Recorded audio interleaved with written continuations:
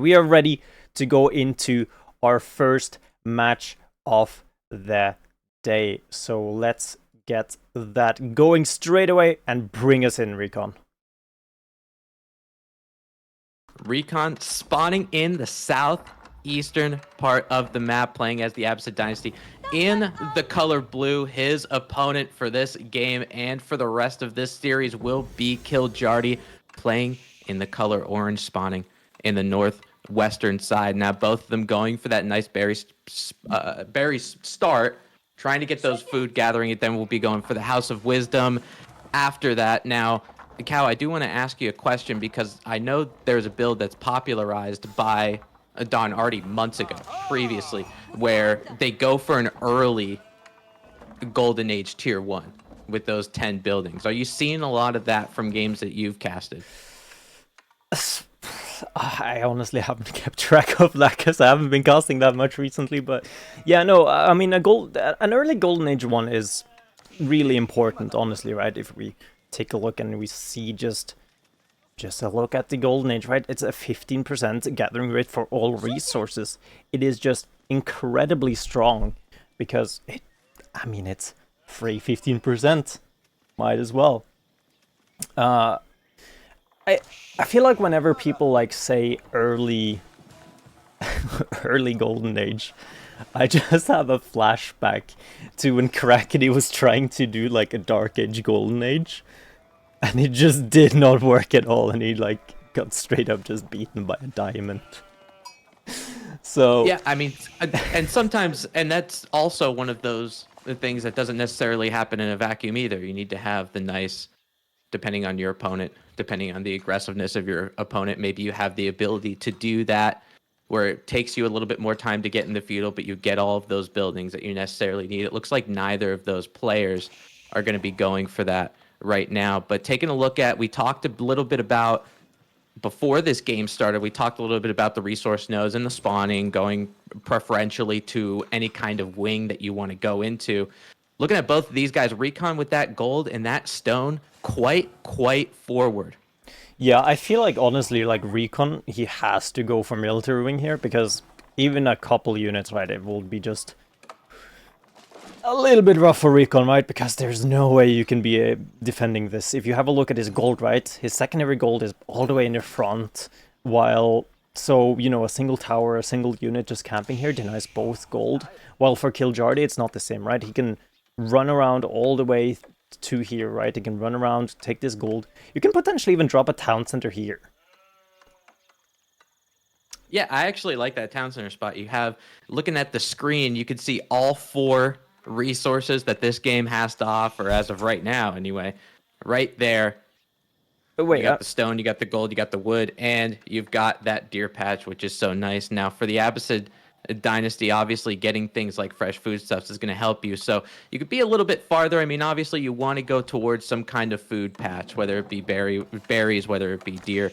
But because of fresh foodstuffs, it kind of helps you, it kind of extends you out a little bit. Both of these players, Cow, going for military wing.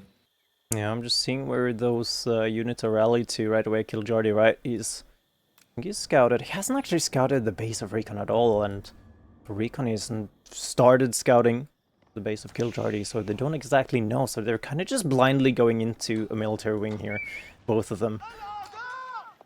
So, yeah. Again, though, I feel like with this aggression that we will have, right? I mean, Recon might actually have a little bit of a hard time actually going up with a third town center. Like, the only reasonable thing you can do to get a third town center is actually just drop a town center on a stone, and then just hope that is enough defensive production, or it's just defensive enough to go up with the third town center. But we'll have to see where we go. I said over 6 town centers. I'm still saying that, by the way. I think it might be pretty close. I'm not sure. I think 6 is maybe for a good over-under spread. Maybe I should say 5.5. But for Kiljardi, he does have those spearmen, does have those archers. They're just kind of moving around. I was expecting to see them more so by the base. Recon on the other side, just because of his spawn, he has an idea that he's got to use those more for defense than offense. right? So he's going to put them by the stone. And I actually really like that point that you alluded to before, to put a town center on that stone if you're looking to get that third town center, just because it's going to give you that little bit of protection, and especially on that forward resource node, know that you're going to have some safety while doing that. But here's the thing. If you're not under pressure, you don't need the third, you don't need to drop a town center on your stone. And right now, both players went up with the military wing, and there has been absolutely nothing of interest happening, right? Both players, they kind of just, all right, yeah, I went military wing, I guess, and have those units. They're just running around. But we do see Recon, right? We already see a little bit of a differential here, and it is the fact that Recon has made a stable and has made a horseman that's already moving out. Yeah, especially with mirrors of any kind, and this one obviously it's an Abbasid mirror. The differences and the differentiation of the mirror, so Recon adding the stable while Kiljardi didn't, everything gets magnified so much in a mirror, because both of them have a somewhat similar game plan, but they're going to be doing things maybe at a different time or a little bit differently. So even though with that stable he has one horseman out, second one is in the queue, I'm looking to see, just while we're spanning through Kiljardi's base, kind of looking to see if there's any kind of area to attack, and I'm coming up empty. Yeah, I'm trying to see myself, and it's just, there is none. But so far, I think both of us might be wrong here, because right now, Recon, nothing on stone, Kiljardi, nothing on stone. There's not enough town centers here, people.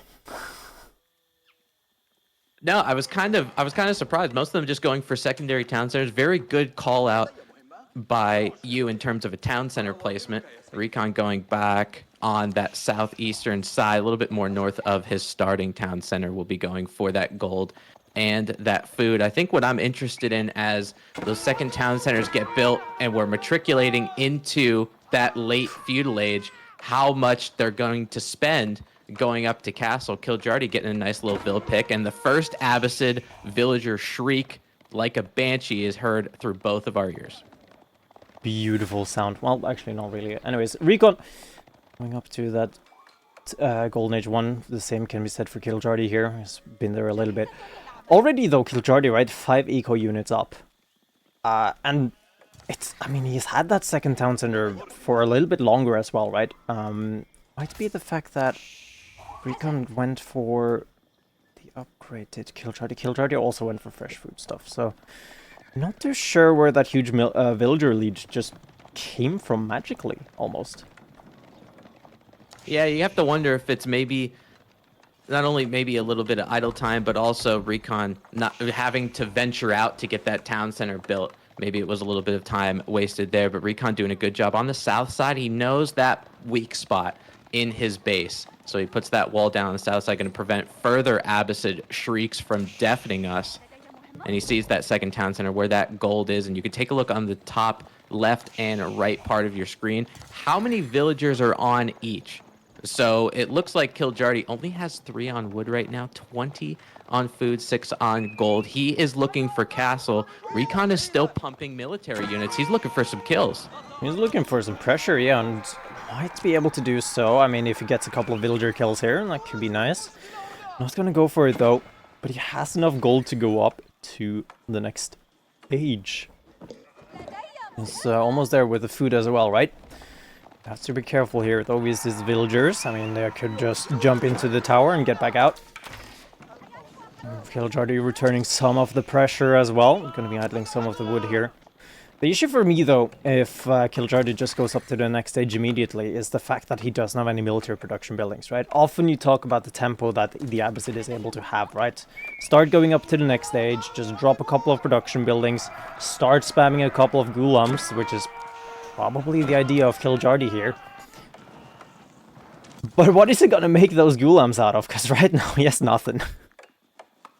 Yeah, and I think that's why he's putting a decent amount of villagers on wood right now. He's got about 17 on wood. He has enough for 1 military building should he choose to make it. But he's trying to shore up those resource nodes on the western side. He has an outpost over there on the berry patch. He has trying to get another outpost on that gold patch because he knows Later, yeah, he had enough to go up to castle, but you're going to need that little bit of gold. Even just, you need 20 for a Gulam if that's what he's going to be choosing to do. Recon is continuously putting on pressure, continuously putting just a little bit of idle time. And now he has enough horsemen to take this outpost down. Might be at the cost of one or two of them, but he's still going to try to take it down. I mean, what is more worth it? Just a villager kill, or a couple of villager kills, or a couple of horsemen? I would say those villagers definitely more worth taking down, but we do see already dropping 3 barracks here. It's definitely readying a couple of Gulams.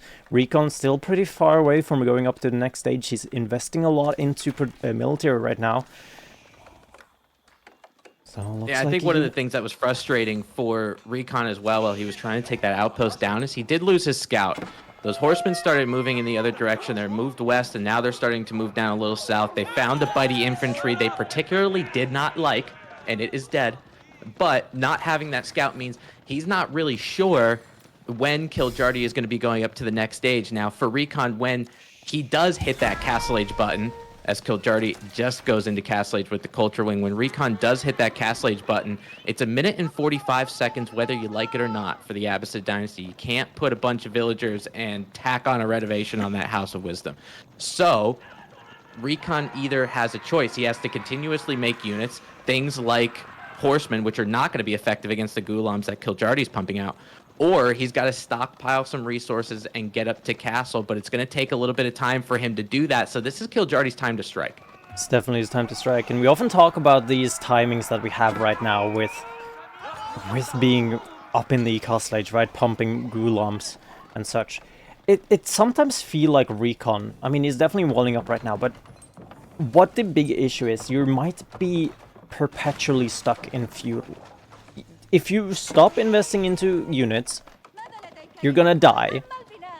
If you don't invest into units, you're just gonna die, right? It's that simple. And if you invest into units, you're still gonna die because you have no way to deal with the Gulams. You have no way to deal with these Castle Age units.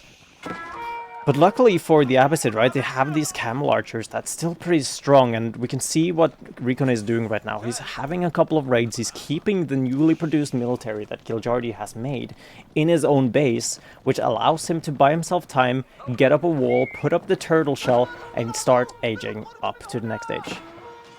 Yeah, I can really appreciate what Recon is doing here with these horsemen in the back. And you might be thinking, well, he's frivolously putting horsemen all the way in the back. Some of them are dying because, you know, those units aren't good enough, blah, blah, blah. But this means that Kiljardi's military mass, or at least a decent amount of it, you see some lancers, you see a camel rider, some spears, they're just chasing these horsemen. They could be in the front, trying to get rid of that turtle shell, trying to peel off one of those onion layers to actually get into Recon's base.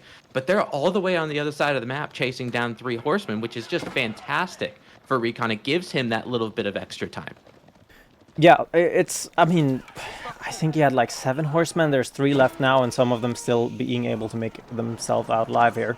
And again, right, if all of these units that were just wildly chasing around these horsemen were knocking on some of these walls, knocking on the door of Recon, I don't think Recon would be in this safe, comfortable position that he is in right now, which is just going up to the next stage, dropping military production buildings, and building himself up a new army. Yeah, and it looks like as far as army goes, he does have some archers in the queue. He's got another half a minute before that Culture Wing actually comes out. But for Recon, we're probably going to see a difference in the army composition as compared to Kiljardi, because Kiljardi's using Gulam. So he wants to get in there, start raiding, start hitting some villagers in the face, while Recon, he's got to make sure he's being a little bit more defensive. And for Recon's base, as you panned over just a little bit, I see more archery ranges. He does have a couple barracks, but he has a decent amount of archery ranges, so he might be thinking more in the crossbow variety. Yeah, I mean, what's the counter to Gulams? It is crossbows, right? We do now see, I mean, a single camel rider here getting some of the food that Recon has, but still some units here for Kiljardi in the back of his base. Should be able to be cleaned up by this archer mass, though, that's for sure. And still, the newly made... Oh, barely a chop through there, nicely done by Recon, recognizing that one before some trouble was happening. But still, though, I feel like Kiljardi, despite being up in the Castle Age for so much longer, hasn't gotten a lot out of it. No, I mean, what he's really getting out of it now is that idle time. You have all those villagers with the baskets of berries just moving out of harm's way. Spearmen and those archers will end up going down, but Kiljardi has his army split in multiple different areas, and this is something that really top players like Kiljardi and like Recon himself are so good at doing, because he's raiding in 3 different areas. He's making Recon react to 3 different things at the same time, and because of that, couple worker kills for it, Kiljardi has been at about 5 or 6 villagers up throughout the duration, as we saw in early Feudal Age. Now it's a little bit bigger. It's been about 10, and that 10 villager difference 15 minutes in the game is just going to start snowballing. And it's so hard for Recon to get anything in return, right? Like, yeah, he can get a couple of raids in, maybe, right? But right now, Recon can't raid with anything. He's not gonna raid with a couple of archers. That would just be silly. So, well, the issue is for Recon too is he's stuck inside his own base, right? We're watching him do a farm transition right now at a time where he needs food to make units. He can't be spending all of this wood, putting so many villagers on wood to get a farm transition going. He has 1 berry patch over there on the eastern side, but because of all of these farms that are going on, 26 villagers on wood, you can't sustain things like constant crossbow production and get that critical mass that you need. Springle got a free shot. That means that the Mangonel might be completely irrelevant right now. It's gonna maybe get off a shot. Absolutely not. It's gonna be dead with Gulams here on the front side. There's nothing tanking for these archers and crossbows. So Kiljardi here might be able to just run them down. There's still no a wall. Springle's gonna be the sacrificial lamb, but there is nothing left. Where's the front line? He has 2 knights in queue, and that's the only thing that's able to remotely defend these guys. There's a choke point perhaps, but these Gulams that has the ranged armor is just going to be able to just completely just run into the base here. You can probably just forget about them at this point. There's the scouts trying to get some information, will just die in the back here. And look at this, Kiljardi is just taking full control and just keeping Recon inside of his base, and there's nowhere he can run. No, and he can camp right next to that military production. All of those buildings Kiljardi can. He has enough Gulams where he's able to do that, and now Recon, I don't know if he's ever going to have the opportunity to mass up. I don't think so. I mean, there's just Gulams everywhere, right? There's nothing that is not being idle right now. It feels like, yeah, right, there's just holes in his base, moving out to pocket. He goes, moving out to a small wood line because he can't go for his own. He's maybe getting a little bit of a timing window here that it could build up, but it still feels like Kiljardi, with those villagers kills, with those idle time, he's just so far ahead. Yeah, I mean, the issue is effectively building up, right? He has 76 villagers worth of economy that he can use and get that resource gathering to make enough units, and you can see the difference in the queues. Recon trying to get his own Gulams, he's got 2 and 2 being produced, but on the other side, we have all of these horsemen, Gulams that just popped out. He's making spearmen as well. Kiljardi can iron out his army composition, whereas Recon is just clicking units that he has resources for, and it's difficult to actually mass up when you're doing that. And Kiljardi making good use of the map control that he's won now that he got to castle, because he can get those 3 sacred sites and actually put a timer on this game and tell Recon, hey, you got to come out of that shell if you want to win this game, buddy. Yeah, and we haven't really talked about it, right? Because honestly, like, it's easy for us to say usually with God Vision, but Kiljardi, right? He's picked up all 4 of the relics. Surprised there's actually not 5 of them, but you know, sometimes spawns are a little bit wonky. So he's gotten 4 relics. He's gotten an absolute craptown amount of idle time. He's up in villagers already. He's got all 3 sacred sites, putting up keeps wherever he wants to and just soak up the rest of the map. And I don't think Recon has a window to get back into this game.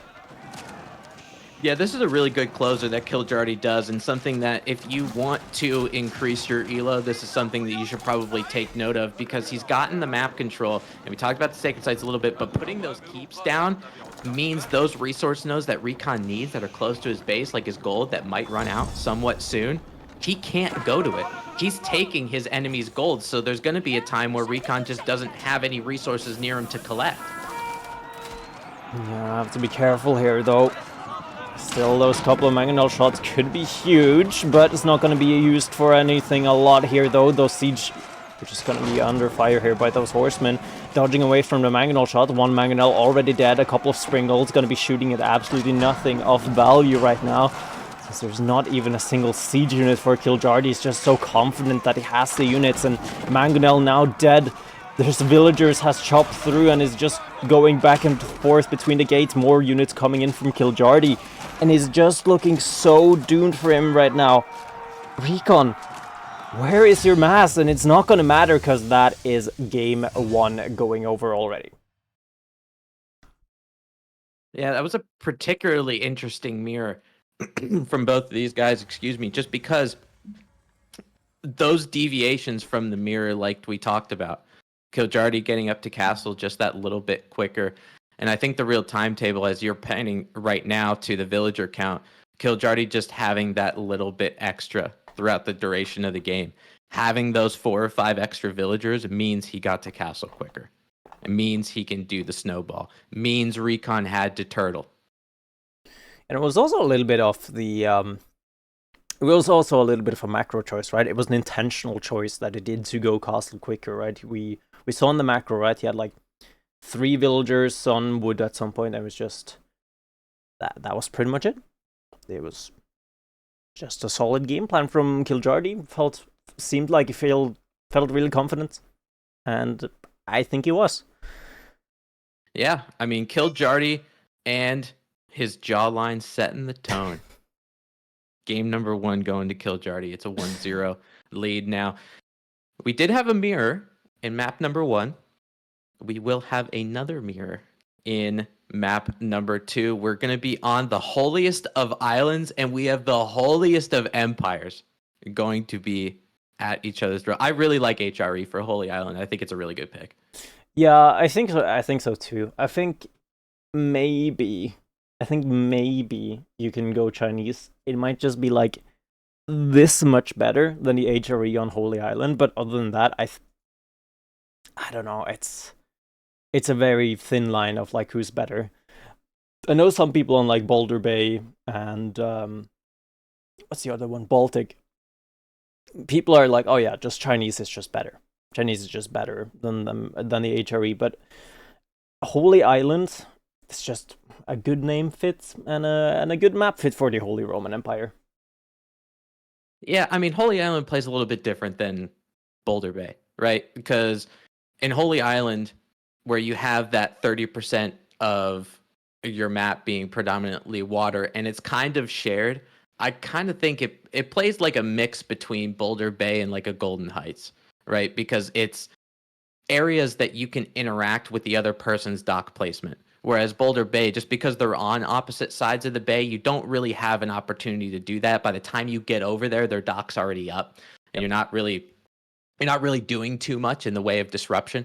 But on Holy Island, you do have the ability to do that. But I think it's now that we have about a minute and a half, I guess we could talk about not only HRE, but why some of these civs are usually picked in a hybrid setting. You know, you have HRE, you have China, you have English. And not only do some of them have those special techs on their docks that are really important, like the English having Admiralty, but the HRE and China especially, it's all about how their economy goes, and specifically their wood economy. You know, the prelates having the ability to inspire, and the Akkad Chapel, where that prelate gets his megaphone and can shout his prayers to the high heavens. All of those villagers get all of that increased wood economy, that extra 40% gathering speed. And China uses their imperial officials that somehow conjure wood out of thin air. Yeah, I mean, they're actually getting the people to pay the tax, right? And it's a little bit different. But like the thing I've discussed a little bit with some people as well is like the big thing that makes a civilization strong on water is actually being able to use the food economy that you're spending so much resources defending and actually using them onto something, right? If you think the English and if you think the French, you think the HRE as well, right? They have super expensive units on food, 140 food, 100 food, right? And it's just being able to use those resources. And we're also being able to use them in a game of Holy Island. And Tim, I don't even think I need to ask you. No, you do not. Playing in the color blue, once again spawning on the northwestern side of the holiest of islands that you will see, playing as the holiest of empires. His opponent is going to be Kiljardi, playing in the color orange, spawning in on the southeastern part of the map. And look at what Kiljardi is doing. Again, we're going to talk about mirrors. We're having this recurring theme throughout this series, and how mirrors can deviate one another from play. Kiljardi going with that barracks, going to get a little frisky in Dark Age. A little bit frisky. For sure. I mean, I don't think I've ever seen this a whole lot from from anybody really when it comes to the HRE. But it makes sense, right? You're able to get those spears out. You're then able in the Feudal Age to get those early man-at-arms out as well. So why not just put a little bit of pressure, right? It's a really long distance you have to walk back, right? And you could potentially, with a couple of spears, be able to kill a villager, so you now have a villager down. Of course, you're not able to get the dock immediately, but you're able to get the dock at some point, and by just burning it down. Yeah, the hybrid meta is pretty interesting. Honestly, you have some civilizations that just go out and get their dock as soon as possible. And then you have civilizations, and the Mongols is what comes to mind, where their first goal is to eliminate your dock before putting down a dock of their own. And Kiljardi is taking a page out of the Mongolian playbook right now. He's got his barracks first. That's what he spent his wood on first. And he's worried about the other player's dock instead of making his own. And he'll get to a point where he's disrupting the food economy from Recon, because Recon takes a little bit of time away from getting to Feudal Age as quick as possible to make that dock, to stabilize that food economy. And if Kiljardi's able to disrupt it and then put his own dock down, he could be at a very good advantage, especially on the water, but he could be at an advantage throughout the entirety of this game if he's able to successfully do that. Yeah, the big issue for me, though, which is a big thing that a lot of people often do, right, is like overcommitting into the Dark Age aggression. I think 5 spares is a really reasonable amount of just... You can keep it at 5 spares, that's all you need to do. You don't need to go ham like some Dark Age aggression we often see on Canal, where it's like 15 spears and 10 man-at-arms, and it's like, what is going on, and why is nobody feudal in at 10 minutes? But do you see a response here from Recon, and that is going up with his own barracks, going to be trying to match the aggression a little bit and getting out a couple of spears himself. And I talked about maybe 5 was enough, but Kiljardi says maybe 8 is okay. Well, I like that he queued a couple more as we watched his scout on the eastern part of Recon's base scout that barracks. Now he sees a barracks there, so he's like, well, Recon's going to try to fight a little bit in Dark Age. He's going to match my friskiness, right? And add a couple spearmen in there. So Kiljardi is going to make sure that he's in constant spear production. So Recon either has to add a second barracks to match Kiljardi's level, or he's never going to be there. Yeah, I can't really let up the pressure either, right? It's kind of just there. Need to be checking for another dock as well here. Neither player hasn't moved over to gold yet either, right? As I say that, Recon moves over to gold. But I don't know. I feel like the feudal timing here is going to be a little bit rough. We do see Kiljardi moving out and making a dock himself now. It's going to be spotted out by Recon. But at least he will have a little bit of water economy to go behind this.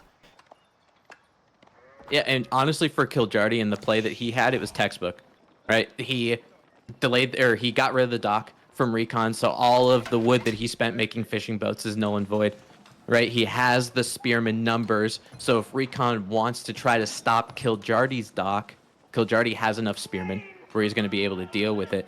And Kiljardi now going to be with Recon adding some villagers to gold to get up to Feudal Age, and it looks like we have a little bit of a spearman rendezvous here by this resource node. Are you sure about that? Because right now that tower is going to be cancelled and fight's going to be ensuing here. There's a couple of more spearmen for Kiljardi out here. Will have defender's advantage, and that town center getting some really good shots off here. It's going to be taking some of these spearmen low. It's not going to be dead yet, though. It's going to be able to burn down that mining camp unless emergent repairs is used, which it of course will be because it's the HRE. Oh, barely not able to get one villager there. It's staying alive at very low HP, but a prelate is out here. Is going to be healing. He's going to be able to get up that tower. So can't be targeting down this anymore, but it's going to be a fight here instead. Well, one spear dead, two spear dead. Could be a third spear dead as... Or sorry, a fourth spear dead is dead for Kiljardi. And suddenly, his huge spearman lead that he had once upon a time is no longer there.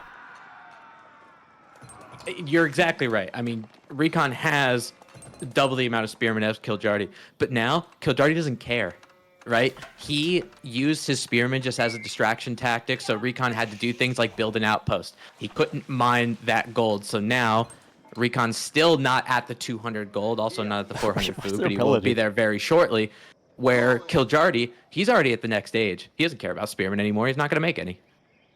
So, sir, you're supposed to be at home. There's villagers. They need your blessings. Go back home. Sir. Sir.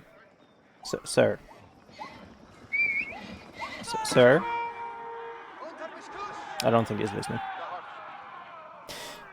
No, I do not think so either. Kiljardi did go with the spearman upgrade, so his spearmen are just a little bit better, but very outmassed. One goes down. There's only 4 there, and it looks like all 11 of Recon's spearmen are there. So Kiljardi doing a good job with macro, just taking a couple pokes and backing up. Recon will be trying to get his naval, not only economy, but military underway now that he has a little bit of stabilization with the spearman. Scout goes down rather frivolously, I will say, from Kiljardi's part. Aachen Chapel for Recon, about 3/4 of the way done, but Kiljardi already has a navy. He has an archer ship, he has a hulk, a galley, I should say, and a hulk, and they're making their way across to Recon's side of the woods. So it's going to be difficult for Recon to mass up. It just seems like Recon is just that little bit delayed on everything this game. Yeah, I mean, it's just Kiljardi, right? It was just forcing... He was forcing the delay on Recon, right? It's not like he voluntarily put himself into this position. It was just Kiljardi putting on the aggression from just minute 1 with those spears. Recon behind has to now play into a game plan that isn't his own, right? And it's just, again, right, he's delayed. He's not making more units now either. Well, Kiljardi is investing a lot into man-at-arms here. Yeah, he's investing into men-at-arms, and I think it's because he has the food economy to do so. I mean, he has some villagers on the sheep by a starting town center, but the fishing boats that he's made has been relatively untouched throughout the duration of the game and for how long that dock's been up. So he has a little bit more food income than Kiljardi, so he's able to spend the extra, have a couple men-at-arms, and start raiding the wood line of Recon, which is going to translate over to the water. Yeah, we saw this yesterday. For the people, if anybody was in Crackity's, I think it was Crackity's stream. It might have been someone else's as well, but there was a lot of good show matches yesterday, by the way. I have to shout those out. But look at this from Recon. Oh my god! From Recon. Dodge, dip, dive it, and dodge it. Getting rid of those arrows and getting a nice, juicy hit on that Hulk. That is one Hulk that is going to turn into a shipwreck. And Recon, he needed a couple of those, maybe might need 1 or 2 more of them, but he needs those nice demo ship hits to get himself back into this game. But Kiljardi raiding that wood line. Yep. It's pretty brutal as well. 5 villagers or 5 economic units right now. It's going to be up for Kiljardi. Has that broadaxe upgrade as well. Watching this on Holy Island, as we're seeing naval battles, we're seeing land battles at the same time. This is an APM taxing game. A couple of those men-at-arms will be going down and made fertilizer for that wood line. Another demo ship coming in from Recon. Can't dodge the spring old bolts. You could try, but you can't dodge those arrows are the only dodgeable object that you could do. That Kiljardi having a demo ship of his own, looking for a juicy hit. But looking at this Navy, I'd have to side in the way of Kiljardi. I'm waiting for Recon or Kiljardi even to get a little bit of stone for some naval arrow slits, because that could really help you out. Yeah, I know some people not a huge fan of those naval arrow slits, but needs to be careful though. Demo is going to be out. Springle ship should be able to cut the demo ship. They will do so. Still going to be fighting here. I mean, Recon has the defender's advantage, quite a huge one, with that demo ship just popping out. Needs to split up here so he doesn't get a double whammy, or even worse, a triple whammy. Man-at-Arms is going to be start to burn down that dock. And remember, we are on Holy Island. We're quite far away from the town center, so emergency repairs not even going to be remotely close to be able to take this down, this one. And that's the difference of play in Holy Island, right? He can spend those men-at-arms and mess with that dock. Now Recon getting a little bit of counter raiding, using those spearmen as a raiding unit, not something that you see very often, but we'll be trying to get into that wood line. Both of these players, as good as they are, know what the most important resource is right now, and that is wood. Recon adding that wall over on the western side, making sure that a lot of raids can't happen, especially at least on the western side. Kiljardi adding an outpost instead. Gonna be enjoying that outpost, just gonna be looking over, just very easy entry points and defending points that people can just jump into and have some shot at. But right now, if you take a quick look at Recon, right, let's kill Kiljardi. First of all, he has 9 fishing ships. The same for Recon is sitting at 2. So food economy for Kiljardi looking a little bit better right now. Yeah, it is, and I mean, it was relatively untouched as well. I think for Kiljardi, just because of how many he has on gold, looks like, I mean, he did have a good spawn, that Akka Chapel being able to take not only the sheep, but the gold and the wood line as well, something that Holy Island does a good job of doing for you. The Kiljardi might be looking at, just because he has 8 villagers on gold, might be looking towards more of a Castle Age play. I mean, looking at the...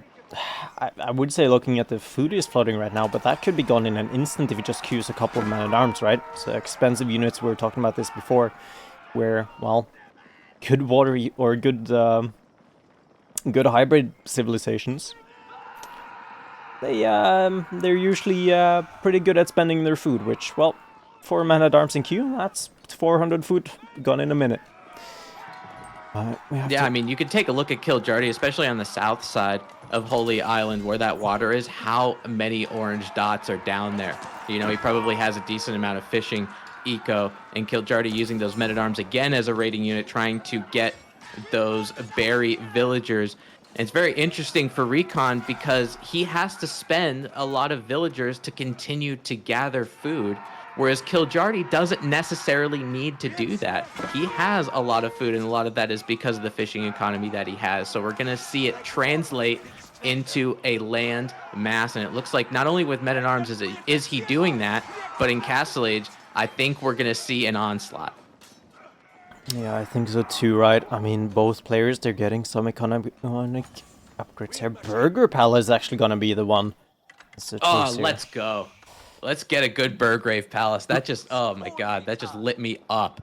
The Burgrave Palace is, I think it's such a good idea compared to the Regnants, because you know for how much damage you've done to Recon, he's going to be in Feudal for a little bit. He feels consistently behind, has to do things like raid, has to do things like continuously make units, while in Burgrave, you're going to spit those bad boys out every 5 seconds, and they're just going to be stronger. Gonna be pretty rough as well. We see him preparing to go for this dives, iron undermesh on the way as well. Marching drills researched a while ago. Marching drills coming in from Recon as well, so we'll at least be matching them. However, that won't help when they're charging, getting those attacks off. We have to double check her as well. The Navy, that's the big question, right? Because that is the weak spot of Kiljardi right now, going up with that Burger Palace. If this food eco is taken out, that Burger Palace won't be printing for a lot longer. Now we do see that but I don't necessarily think, I mean, those ships, as soon as we saw that Castle Age button hit, you saw Recon's Navy start moving down to the south. Is this rally just, yeah, this is just, the burgers just rallied straight right there. Let's go. Get now for the Burgrave Palace, and one of the things that makes the Burgrave Palace the strongest is it's a really good tempo play in the first 3 to 4 minutes of when you hit Castle Age. So it's going to be all about the amount of damage that he's able to do. Recon, no slouch to damage as well, trying to get some good demo ship hits, but it looks like those arrows still trying to dodge. 2 blown up though, so Kiljardi here looking a little bit rough. I think he's busy on land right now, because he's not doing a whole lot in terms of microing here. He's not even queuing anymore. Not that he could anyways, because he doesn't have the food right now, because all of that is just used into man-at-arms. Is he just giving up water to try to take him out on land? I actually don't see why not, because on land, look at what he's doing on land. He is absolutely winning. All of these villagers are not only, if they're not idle, they're dead. A lot of them moving in different directions. Town center, outpost, everything is in there. Castle Age men-at-arms with a decent amount of ranged armor too. You can fire arrows until you're blue in the face. They're essentially marshmallows. Recon on the other side trying to get some raids, but I do see Kiljardi's men-at-arms. Not only are they Castle Age, but they do have those maces. So if Recon continues to make those Feudal Age men-at-arms, they are going to be flimsy units by comparison. Yeah, I mean, we see here, right, 3 dead for Recon and a single 1 dead for Kiljardi. He's just able to get these out. He's been able to sneak a couple of out here, so at least we'll have some gold income. The question is, the food income is just burning down this at all, and we do see those 2-handed weapons as well, so +2 damage. Could use that +2 range armor as well, just take even less and less damage here. We do see the villager kills now up to 16. Kiljardi, despite losing a lot on water, is doing so much as well here. A lot of idle eco units as well for Kiljardi. Finally taking a deer or bear patch. But yeah, Kiljardi's gonna find a way to get some food resources, because he did lose water because of this.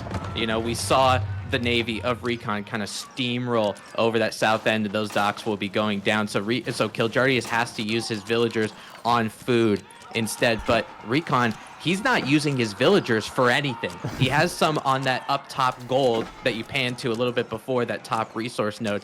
And I actually had a very interesting question in chat by Assistant Cheese Cutter. He said, why did Kiljardi go with range defense? And that's a very good question.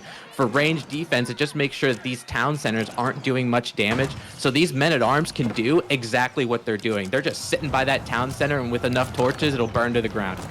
Yep, because you gotta remember, I mean, it's really weird, right? Because, like, you think +1 range damage and +1 range armor only applies to units, but no. If you get +1 range damage from the blacksmith, your town centers will do more damage. So, and even doubling down on that, going for the Castle Age ranged armor upgrade as well. Kiljardi is now, that town center is about 40% health. Got to go with the emergency repairs, and will have the ability to repair it, but those emergency repairs do run out. Recon basically had to move his economic mass all the way to the north. Kiljardi, you can take that. You can just take the town center. Come on, buddy, old pal. Yeah, just burn it to the ground. It's gonna be fine. What's not gonna be fine, though... I see Recon with the enough food and gold going to be going up with the Regnitz Cathedral. Where? And depending on where he puts it, that's going to save his game. He's technically not out of it now, because Kiljardi can't burn down all of the landmarks. Oh, you know when you play that FFA and there's just that one guy. There's always just that one guy. There's like the Mongol that is hiding his landmark or something. Recon is doing that. That's exactly what's going to happen with that Regnitz Cathedral. So it's going to take a little bit of time in order to actually get that down. And I don't think Kiljardi's ever going to see it, right? Because he's going to have to reestablish a dock presence, right? So, and he's never going to be able to do that because of the abilities. But on the flip side, wow, he did not get that down. I mean, he will be able to in a little bit if he does take the time and goes back to it. But that is, that's just getting cucked. Okay, so I think the plan is you have these villagers out there, will mine enough gold, build a town center on the Holy Island, and then hopefully you can come back from there. That's the only thing I can come up with. Well, there's a way for Recon to continue gathering all of the resources that he needs, and that's if he starts making trade ships. You know, he could do that with those coastal trading posts that are on the other side of the island. So it almost seems like while Kiljardi forfeited water for this attack, Recon is forfeiting land. And one thing we gotta talk a little bit about, like, is why it's like, okay, why is Recon not tapping out? Like, you look at the game state. It's terrible for Recon, right? It's a best of 5. Every single game matters. He's down 1-0. He's probably just put on YouTube, put on some ASMR, put on like some random Twitch stream or something. And he's kind of just chilling. He's tiring Kiljardi out because Kiljardi has to be focusing. He has to be using his mental energy on figuring out how do I end this game as quickly as possible and how can I make sure that this game still goes in my favor. Well, Recon, he's just chilling and tiring out Kiljardi. I mean, to be honest, I think Recon is trying to cockroach his game right now. He's making sure that he never goes down, that emergency repairs again, the 3rd time in a row, making sure that town center stays alive for just a little bit longer. But now with some Rams adding some extra DPS. Stay dead. It will go down, finally get destroyed. I'm curious for Recon where he decides to go from here afterward and what his game plan is. So he's continuing to make land units. He's continuing to make men-at-arms. He does have his fishing economy. He does have trade ships going, so he's getting resources. But how do you claw your way back to the land? I mean, I feel like the way to do it, I mean, if you look away from the, well, just space limitations, right? You just drop like 10, 15 barracks, put them all into trade ships, and then just like do a mass keep drop basically, but it's man-at-arms or something like that. That's the only way you can come back, right? Because right now you have water, you need to keep water control, which is going to be really, really difficult, in fact. Because these rams, they don't take that much damage from any ships, right? Like demo ships, you would think do a little bit of damage, but they barely tickle them. So Kiljardi should be able to take back water control, or at least the shoreline. If you can take back water is a different question.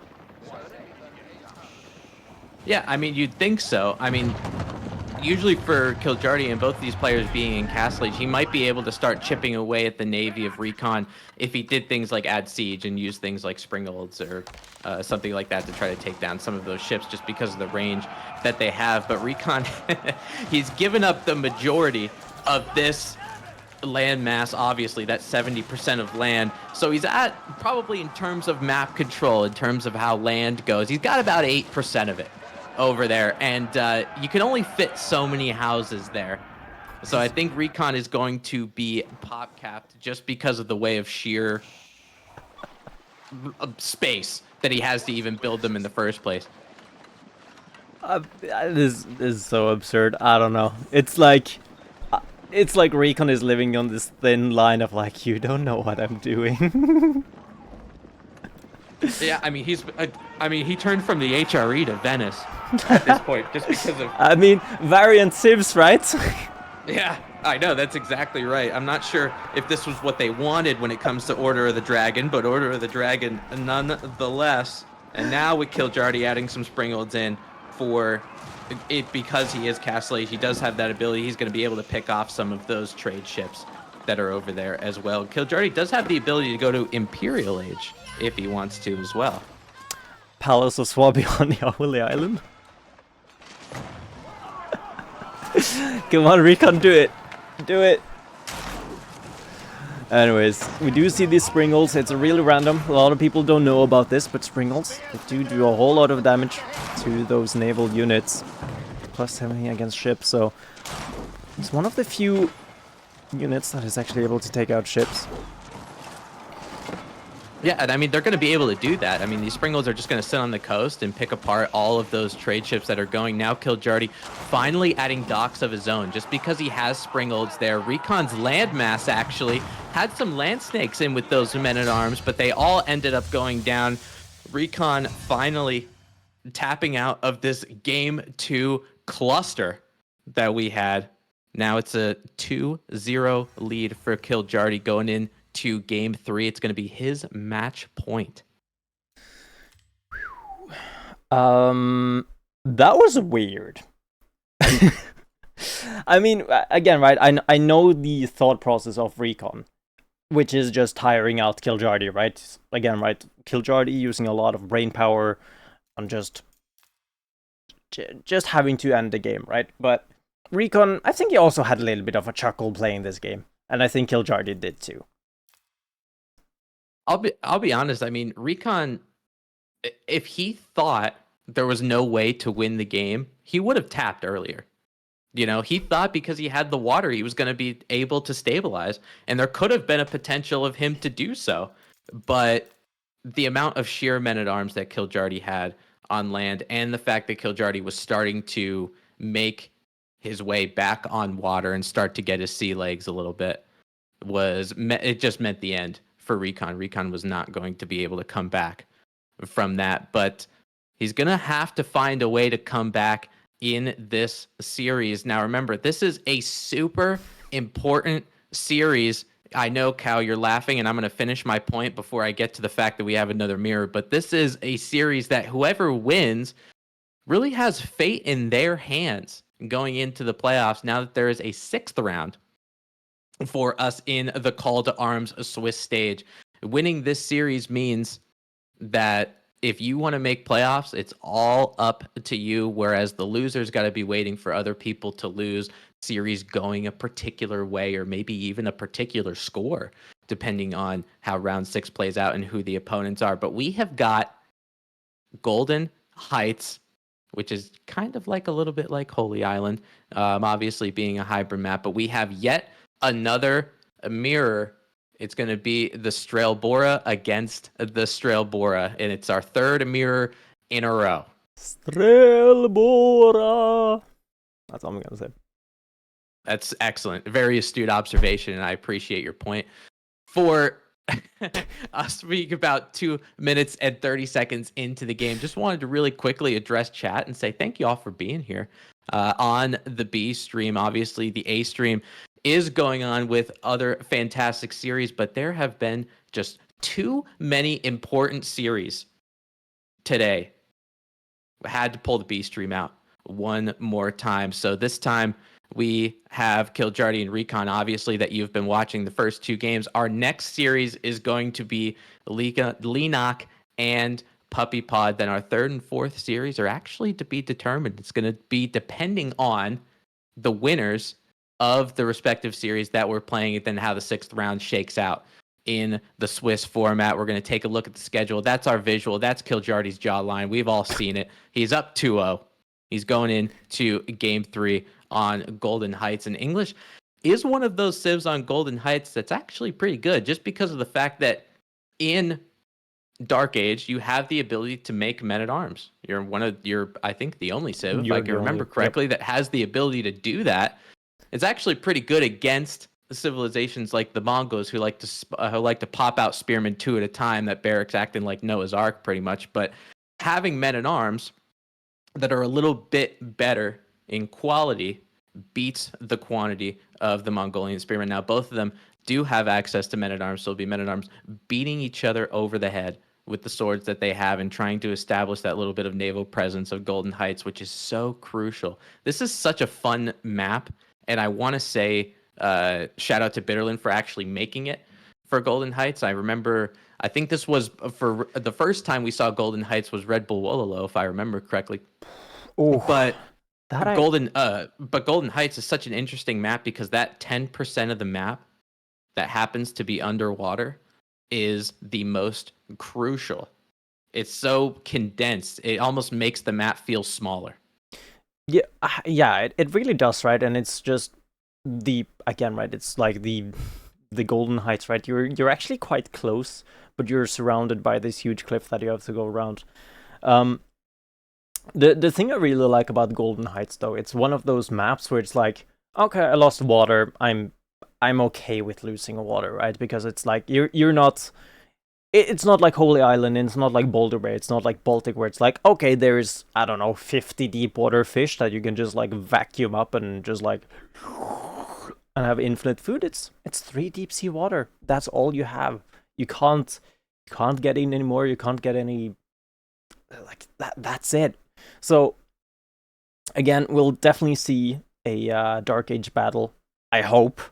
That's just some personal bias. But let's get into game and see who is going to be opening up with the barracks. And I think Recon is opening up with the barracks. And surprisingly, Kiljardi is not. Yeah, as of right now, we don't see Kiljardi barracks, but just to do our introductions, Kiljardi is in the color orange, once again spawning in the north side of Golden Heights. Recon playing as the color blue, once again spawning on the south side. Now, if you're a player who plays on Golden Heights on the ranked ladder, and you have not banned that map, this is something very important that if you're looking to gain some elo that you should be doing. When you're going out to make a dock, don't send one villager out. Don't get a little too greedy with it. Get 2 villagers and put it out. And also, if you are going to make a military production building, like a barracks, you should finish it. No. He's scouting. He's scouting to check if there's actually use for the... Because if he... Oh my gosh, Recon, you 5-head. Quite the heads-up play from Recon. I did make a little bit of a joke about finishing the barracks, but he realizes that Kiljardi is going to be over to make a dock as soon as possible, which means Kiljardi didn't have the wood for the barracks quite yet. So Recon is going to be able to get those units out first and stop this dock. Now, Kiljardi does have a different couple ways to play this. He can wall off his dock. He can put an outpost by the dock, but he's going to need to do something before that dock burns to the ground. Okay. So the reason I'm dumbstruck by the fact that Recon did this, because if Recon doesn't see these villagers, why are you going to be needing a like what are you going to be denying with man at arms? Are you going to be pushing with the English in Dark Age? No, of course not, because they have both their villagers and their town centers. So if I think the idea for Recon was, if he didn't see these villagers, he's just going to cancel the blacksmith, or sorry, the barracks, and then he's just going to age up to Dark Age and just forfeit water, right? Because then nobody has water. Kiljardi has invested into man-at-arms that he can't do anything with, and now Recon is just up in age and super ahead. Yeah, no, I mean, that is 100% heads-up play, because you can get that 150 Does wood this back. guy not have a sword? Looks like he has a torch. Okay, oh yeah, that makes more sense, actually. Whew. So, I mean, a good heads-up play by Kiljardi, making sure you wall off your dock so the men-at-arms can't get directly to the dock. And then you're able to get your fishing economy kind of underway. You have a couple villagers that are there that can help repair it if you want to. And Kiljardi realizing that those English villagers do have short bows. Everybody in the English Empire learns how to fire a bow, whether it's a long bow or a short bow. So those villagers can take pot shots, and they can help repair that wall once it starts going down. Yeah, the thing is as well, right, Kiljardi doesn't actually want to be repairing this wall because it will be sucking his wood economy that he doesn't have a lot of either, right? And we can see Kiljardi is actually really heads up, right? He's already made a tower on his gold. It's basically just saying like, okay, yeah, I know I'm going to lose water at some point, and I know that the man-at-arms is going to be doing something else, and that is probably just going for my gold, which, well, I'm just going to put a tower on, so you can come here if you want to. Wait, did I just stab? Wait, what? Oh my god. Okay. I mean, I've seen some stuff in my day, and I have seen men-at-arms and melee units have the capability to actually go through walls, and from my understanding is maybe those palisades aren't fixed directly, those wooden palings aren't necessarily right next to each other, but throwing torches through them, that's a whole nother level. Yeah, that is a new one. It's like, I think you can see him properly on the other side. Wait, hold on. Attack. Let me see it. It's like properly just like going through the wall as well. I mean, sir, you're already a magician. Just walk through the wall already. And for Kiljardi, this is incredibly frustrating, right? Because he should have his villagers the ability to repair this wall to make sure the dock doesn't go down. But he also is aware that Recon did make all of those units that do cost a decent amount of food, so it means he's not going up to feudal age at a recent or a decently good time, I should say. So Kiljardi put some villagers on gold, made sure that he had villagers continue to be on food to get up to feudal age as quickly as possible, because the council hall pumping longbows out are what's really going to help stop these men-at-arms.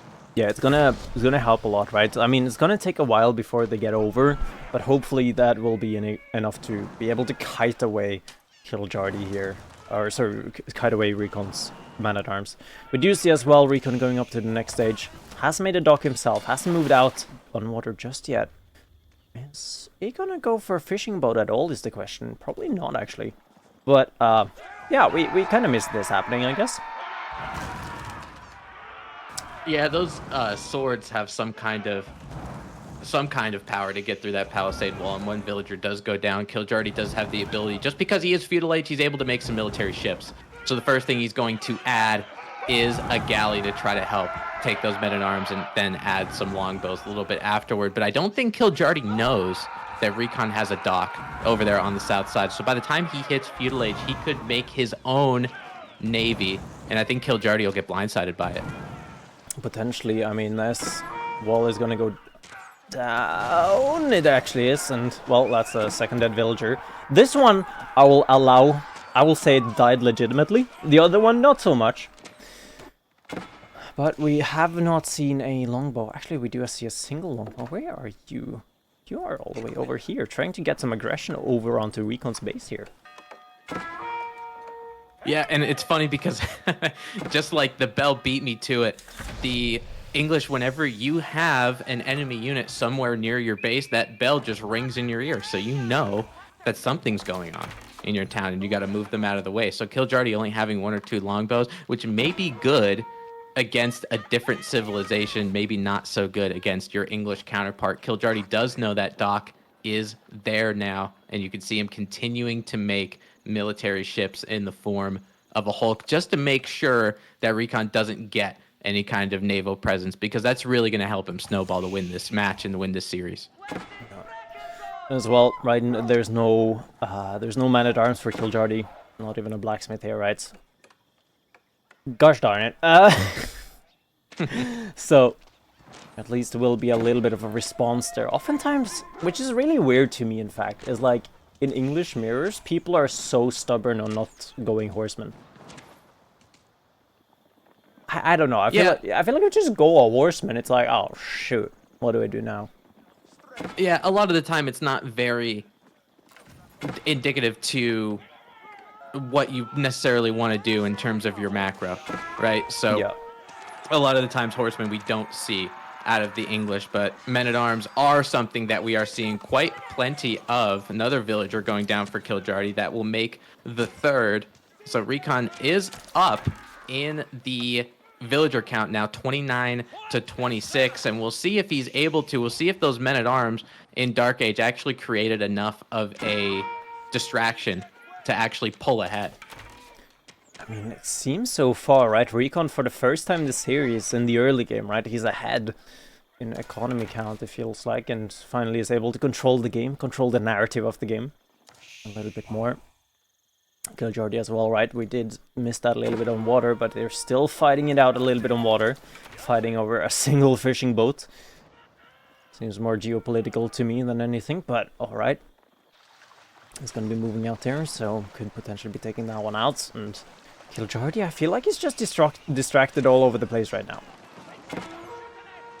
Oh yeah, I mean, this is another thing like Holy Island, right? In this game, in all hybrid maps in general, they're so APM taxing, right? So Recon on the south side can be able to try to take it to Kiljardi in that north dock, but I don't think necessarily has the Navy capability to do that. Will end up backing up, because this is what happens on these hybrid games, is there's battles going on water, on land simultaneously, to the point where, especially during the Navy, when things like demo ships come into play, you're so hyper fixated on that area that the land will get abandoned. Oh, he needs to be careful here to not lose all of the army though. Demo ship is out for Kiljardi. Not a lot in queue for Recon. But this could could be a potential good terror. We do see an attack happening at the same time here, which means that both us and Recon is distracted, so that demo ship will be huge. Gonna get that damage away. Needs to be careful. He's gonna be losing that spring old ship. Still fighting a little bit over water here, though. It's not too much to fight over, but it's not that anybody is willing to lose it just yet. Yeah, I mean, the water is so important. You know, I know you talked about the fact that there's only 3 deep water fish spawns. I mean, there are shoreline fish as well, but it's the acting like a second town center that just makes food resources for you. And it's so important. It just means that you don't have to spend your own land villagers on a food source, and you can put them into other places. Now, Kiljardi, if you take a look at the resources on the top left part of your screen, Kiljardi has about 1,000 food and 400 gold. I think he's looking to get out of this feudal age. Oh. He didn't drop off the stony mine. I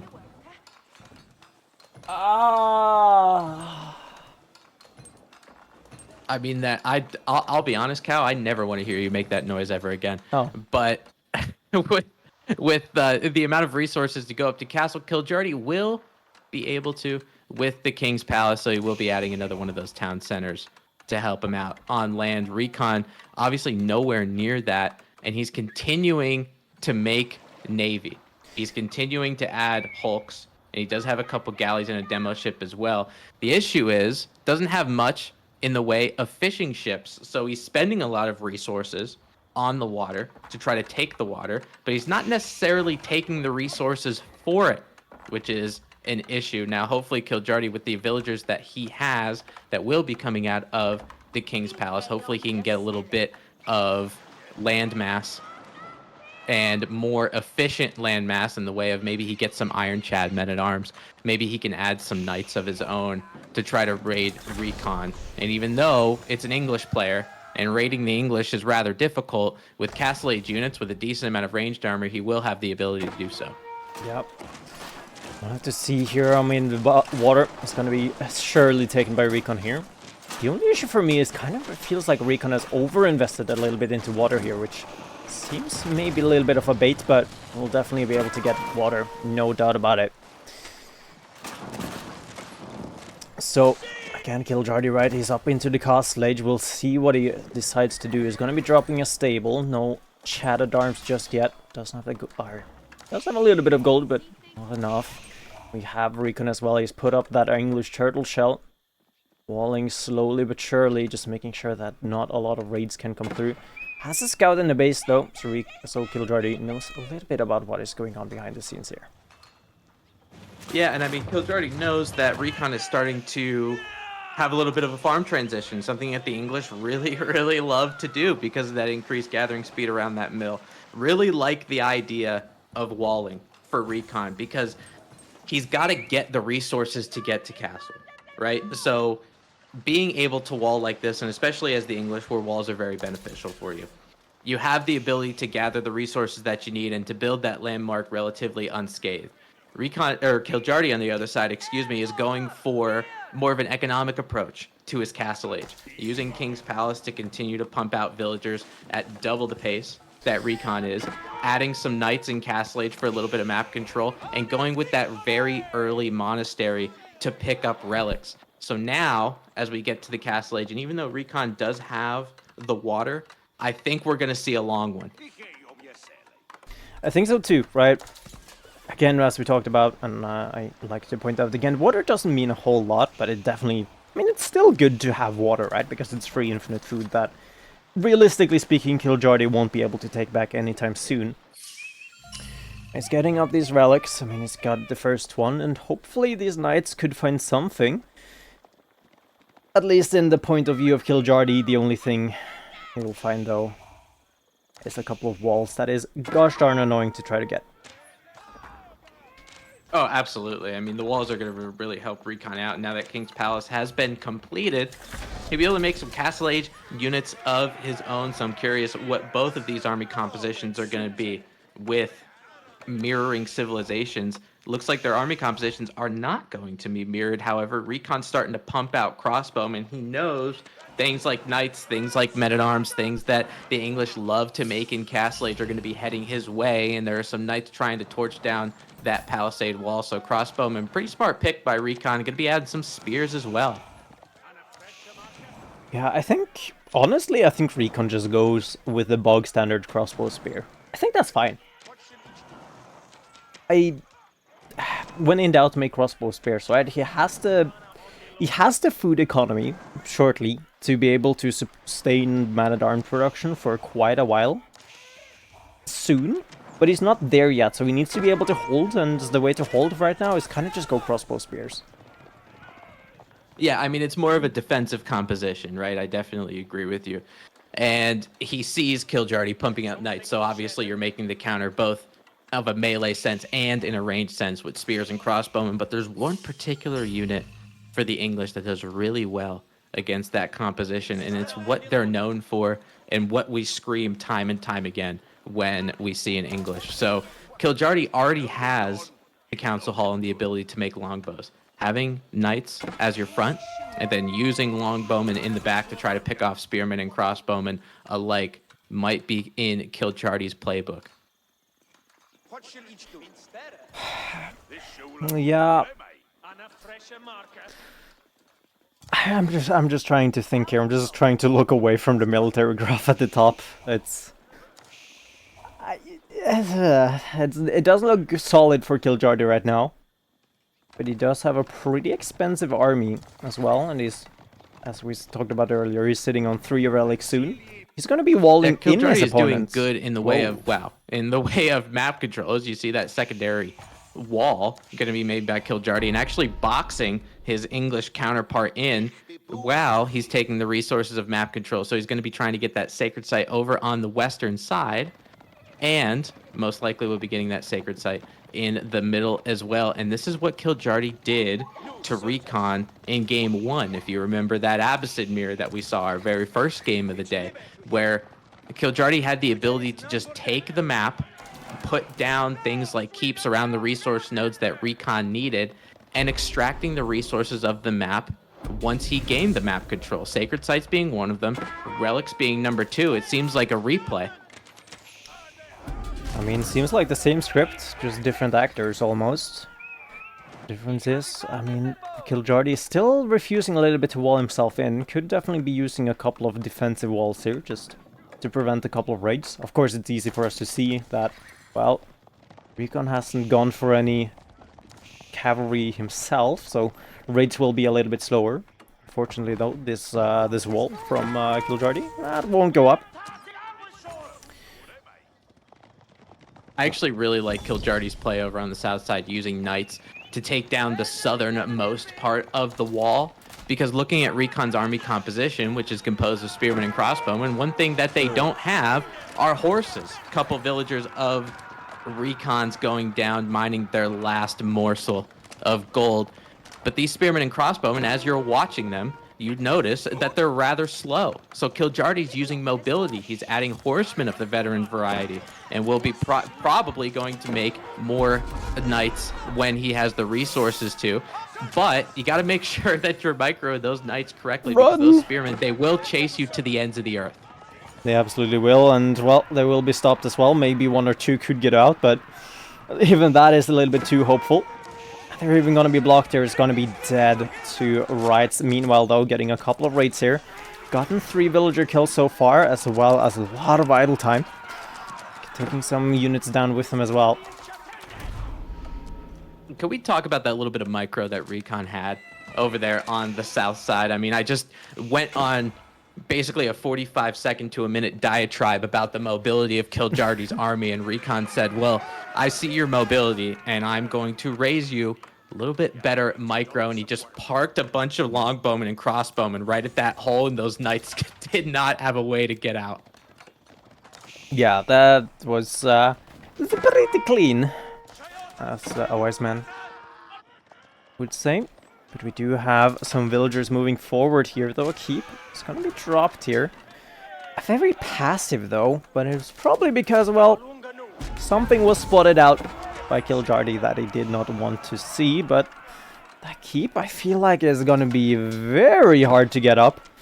I think Kiljardi agrees with me on this one as well, because he does not have the army to defend this right now. Army moving forward for Kiljardi, or for Recon, pardon. And, well, honestly, what is there to defend with? Well, look at the sheer military count out of both of these players. Recon with 71, and I know that some of them are still in the form of hulks and galleys over on the eastern side of Golden Heights. But as far as land masses go, Kiljardi was just going for those mobile units and doing raids.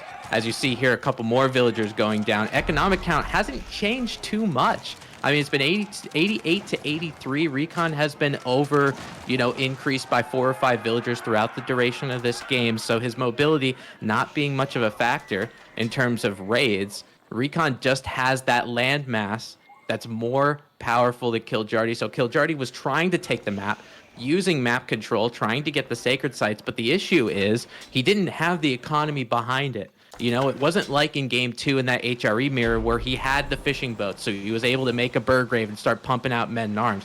Now, Recon is the one who has that food present, so he's the one who's able to just make more army, and instead of Kiljardi's keep going up, it's going to be Recon's. And when you're talking about keeps, you have to talk about how good those English keeps are, because your ability to just make any kind of unit after it, and that most important technology in that keep, network of citadels. Okay, so I hear you say keeps are good, but what about a keep that is also a landmark that has like 15 range on every unit or every weapon? Like, just like imaginary, just like thinking hypothetically, where would you put it? I would think, as Kiljardi is doing, you put it right smack dab in your opponent's face, and that is what he is doing. We have a Berkshire face keep, ladies and gentlemen. 21 villagers going up on that Berkshire Palace, and you are right with that 15 range. I didn't remember the precise number, but what I do know with that Berkshire Palace is that it can fire arrows basically into another zip code. And we're going to see the Berkshire Palace have the ability to do that. It's going to hit a decent amount of that farm economy. Recon on the other side, his land mass, again, not very mobile. He's got to go into Kiljardi's base to try to do a little bit of raiding. I think he's going to come up dry, though. Yep, and here we see, I mean, it's just going to be firing out all over the place. All right. We'll be getting down this King's Palace. No emergency repairs, thankfully, though it's do not exist, but we do have a town center and a keep that is here to defend a little bit. There's a small passageway that could be getting into the eco of Kiljardi, but is already doing a premature migration here. And where are you guys targeting? Hold on. Oh, hold on. Kiljardi's going for the game. Hold on. He's pulling the boys. The horsemen, all of his landmass, and all of his villagers are up here. Look at them. They all have torches. They're not even trying to take down units. He's fighting with villagers. Going for the landmarks. He needs to end this immediately. Where's the Berkshire for a Recon going up? Where is it? It's going up on a frontier. It's not going to have the same effect, though. It's just throwing away so much. I mean, Kiljardi, you're just throwing away your villagers at this point. Hoping to see if you could get something. The King's Palace still not dead, so it's going to be there. And Kiljardi is just trying to do the Ottoman strategy, but he doesn't have Janissaries. Now, Phil Kiljardi, I think this was a last gasp, and you're seeing the military different at 82 to 1 in favor of Recon. Kiljardi's actually adding siege workshops and going to be adding things like keeps for offensive structures, and will be using bombards behind them trying to take down those landmarks. However, once he sees that Recon does go up with the Berkshire Palace, I have half a mind to think Kiljardi might just call it. Yeah, I mean, he's able to get a couple of longbows here, though. He's going to be shooting down on these villagers as well. Recon's going to go up with the Berkshire, and gonna have the same range. So it won't have the same effect, though. It won't be too much in the face, but we do have those rams. It's going to be coming out of these keeps as well. Bombard's going to be coming out for Recon. It's going to be definitely useful to take down the base of Kiljardi here. And I do not know where you go from here. That's the question. Both players going to be trying to siege down their opponent's landmarks. Kiljardi is one step ahead, though, has already taken out that King's Palace. Rams coming out now as well. Still surprised he's actually just not making Rams out of the keep though. But it's not gonna matter though. A keep is gonna be coming up defensively for Kiljardi. It's definitely gonna be a doubt keep. His 3 villagers gonna be tapping that one away. Yeah, I mean, this is for Recon. His potential playoff hopes are stemming from this game. So he's putting out all the stops. He made the Berkshire Palace in the right spot. I don't necessarily think he cares about his own home base. This is a good old-fashioned landmark race. We've got Rams for Recon and 1 Bombard. Kiljardi going in the way of Trebuchets. I kind of, in the Imperial Age, surprisingly enough, now that we're in this latest season, I really have to give it to the Rams. Okay, but hold on though. Ram's gonna be attacking here. Keep is gonna be pulled, so at least a couple of more villagers gonna be tapping their hammers here. Meanwhile, in the back of the base, second landmark has been dead, but there's no units to defend the siege from Kiljardi. There's 5 military units, all of them just randomly in the base. Bombard already dead. Keep soon dead as well, with the second trebuchet gonna be down as well. Villagers being pulled to repair. Berkshire is gonna be here to at least take out some of them, but I think this is a losing battle for Kiljardi. It's so close. Still no landmarks has been taken out by Recon, but I don't think that matters because Kiljardi doesn't have enough units. He's tapping out. And Recon makes this a series. Oh, we do have a series here, ladies and gentlemen. Kiljardi's still in the lead, 2-1. But after this, we had some back-to-back clusters of games, haven't we? A little bit of a landmark race coming in Game 3, Game 2 on Holy Island. If you didn't have the ability to watch that one, I highly recommend you watch the VOD because that was its own cluster in its own right. But now, going in to Game 4, maybe we won't see a mirror this time around. Prage in chat. A man is allowed to hope, or a cow, I guess. But yeah, if we'll take a look at the economic count, it looks pretty okay, and then you look at the military count, and it's like, okay.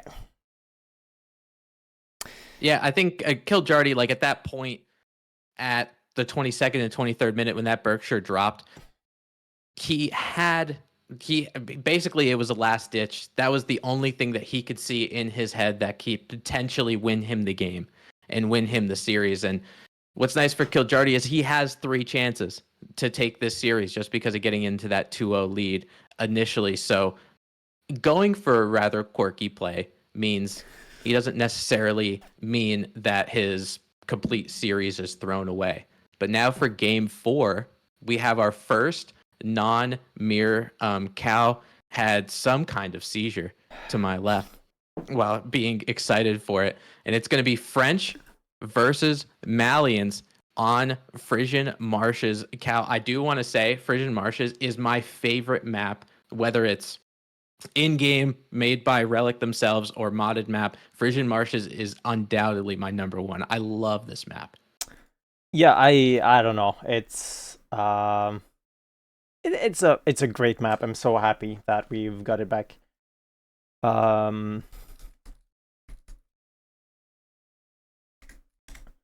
So I don't know. It's a great map, right? It kind of flips a lot of the script of the usual maps, right? You're often thinking like, okay, yeah, we play against diagonal each other. You have the rest of the map in the middle, and it's just like, no, you're gonna be fighting across from each other, and the rest of the map is food and resources. It's great.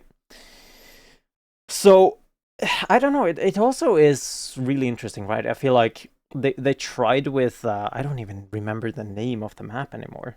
What is it called? Wetlands? No, it's not wetlands. Is it wetlands? It was called. There was a wetlands map. Marshlands is the one that's in the rank pool now. No, not marshlands. There was another one that was like attempted copying Frisian Marshes. Yeah, I do believe it was wetlands because of the ridiculous spawns that were in that.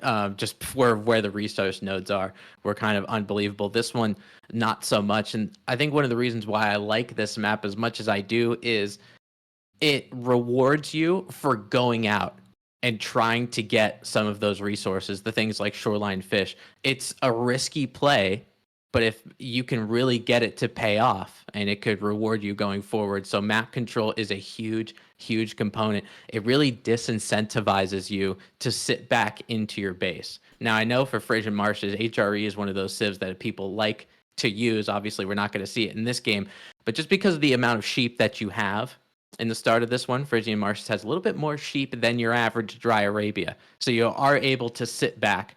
And, you know, if you wanted to get that really quick castle age as HRE, you have the ability to do that. French is a civ on Frisian Marshes that so many people love to play. I love to play it on this map as well because mobility is very important for you because you're trying to go out and put a secondary town center on things like shoreline fish. So you want to have knights, you want to have those fast moving units to make sure you can cover a lot of ground in a small amount of time. The only thing about the French on this particular map that it might not be too good for Kiljardi is the fact that he's playing against Mali. And as we all know, Mali is they're tough when you're playing as the French. They're tough. I mean, you can certainly have a timing window where you can have a timing window where a ramp push against the Malians could work, right? But it's really difficult because you have these super good donzos where you get a volley throw to the knights, and your knights are just now low HP, and then you also have the brace on them, and you're just sitting there going like, I wish I could go archers, but I can't go archers because then the jav throwers kills me, and I don't want to go spears themselves because they're bad. And now you're just sitting there crying because you're French and you don't get your will, and you're just sitting there like sacre bleu. Especially like nice, but especially within the first 4 or 5 minutes of the game when the French gets their first night out and they want to raid you. And this is I'm dating myself because this is in seasons of old, so maybe more like season 4, but when the Malians would do things like get their trade network, their outpost, their 5,000 hit point outpost by their first pit mine, you get to a point where as you're the French and you have knights and you're trying to raid and you're like, how do I interact with this? There's no way for me to actually stop this from happening. But we'll see, depending on what Recon's build order, we'll see if Kiljardi has the ability to interact with the Malian opponent because our overlay happens to be initiating and we are 100% initiated. Starting into game 4, Recon spawning in the north side of Frisian Marshes, playing as the Malians, and the color blue, his counterpart Kiljardi, playing as the orange, once again spawning in on the eastern side as the French. So looking at this one, Cow, when you're playing as the Malians, what's the best thing you could do to kind of disrupt the French, especially in that feudal age? It's really tough, right? Because I'm gonna be honest. I like going warrior scouts still. I know some people just absolutely hate it, but I still think it's actually quite fun against the French, right? Because you're able to just disrupt them. You're delaying a lot of their tempo by taking away the gold and taking away the knights, and behind that you then just make a couple of donzos to protect yourself, so the few knights they're able to get, they're not going to do a whole lot to you, and now you're kind of just sitting there again as the French and crying. But one thing I have to ask though, does it feel like this map has a little bit too few fish? Seems like a very odd spawn to me. I don't know why. Yeah, I usually see in the middle of the map, usually you have those patches throughout basically the western 80% of the map. You usually see spotted with those blue dots on the mini map that you guys can see on the lower right hand part. But it looks like there's only shoreline fish on their respective sides. So Kiljardi will be not venturing out too far. It looks like Recon probably won't either. But one of the nice things about the Malians on this map, as you see that first pit mine from Recon on the western side, is that secondary gold, and usually the secondary gold for both players are still pretty close. So when Recon does go up to feudal age, he can get that pit mine over on that eastern gold mine. Actually, he's going to be able to do it pretty easily.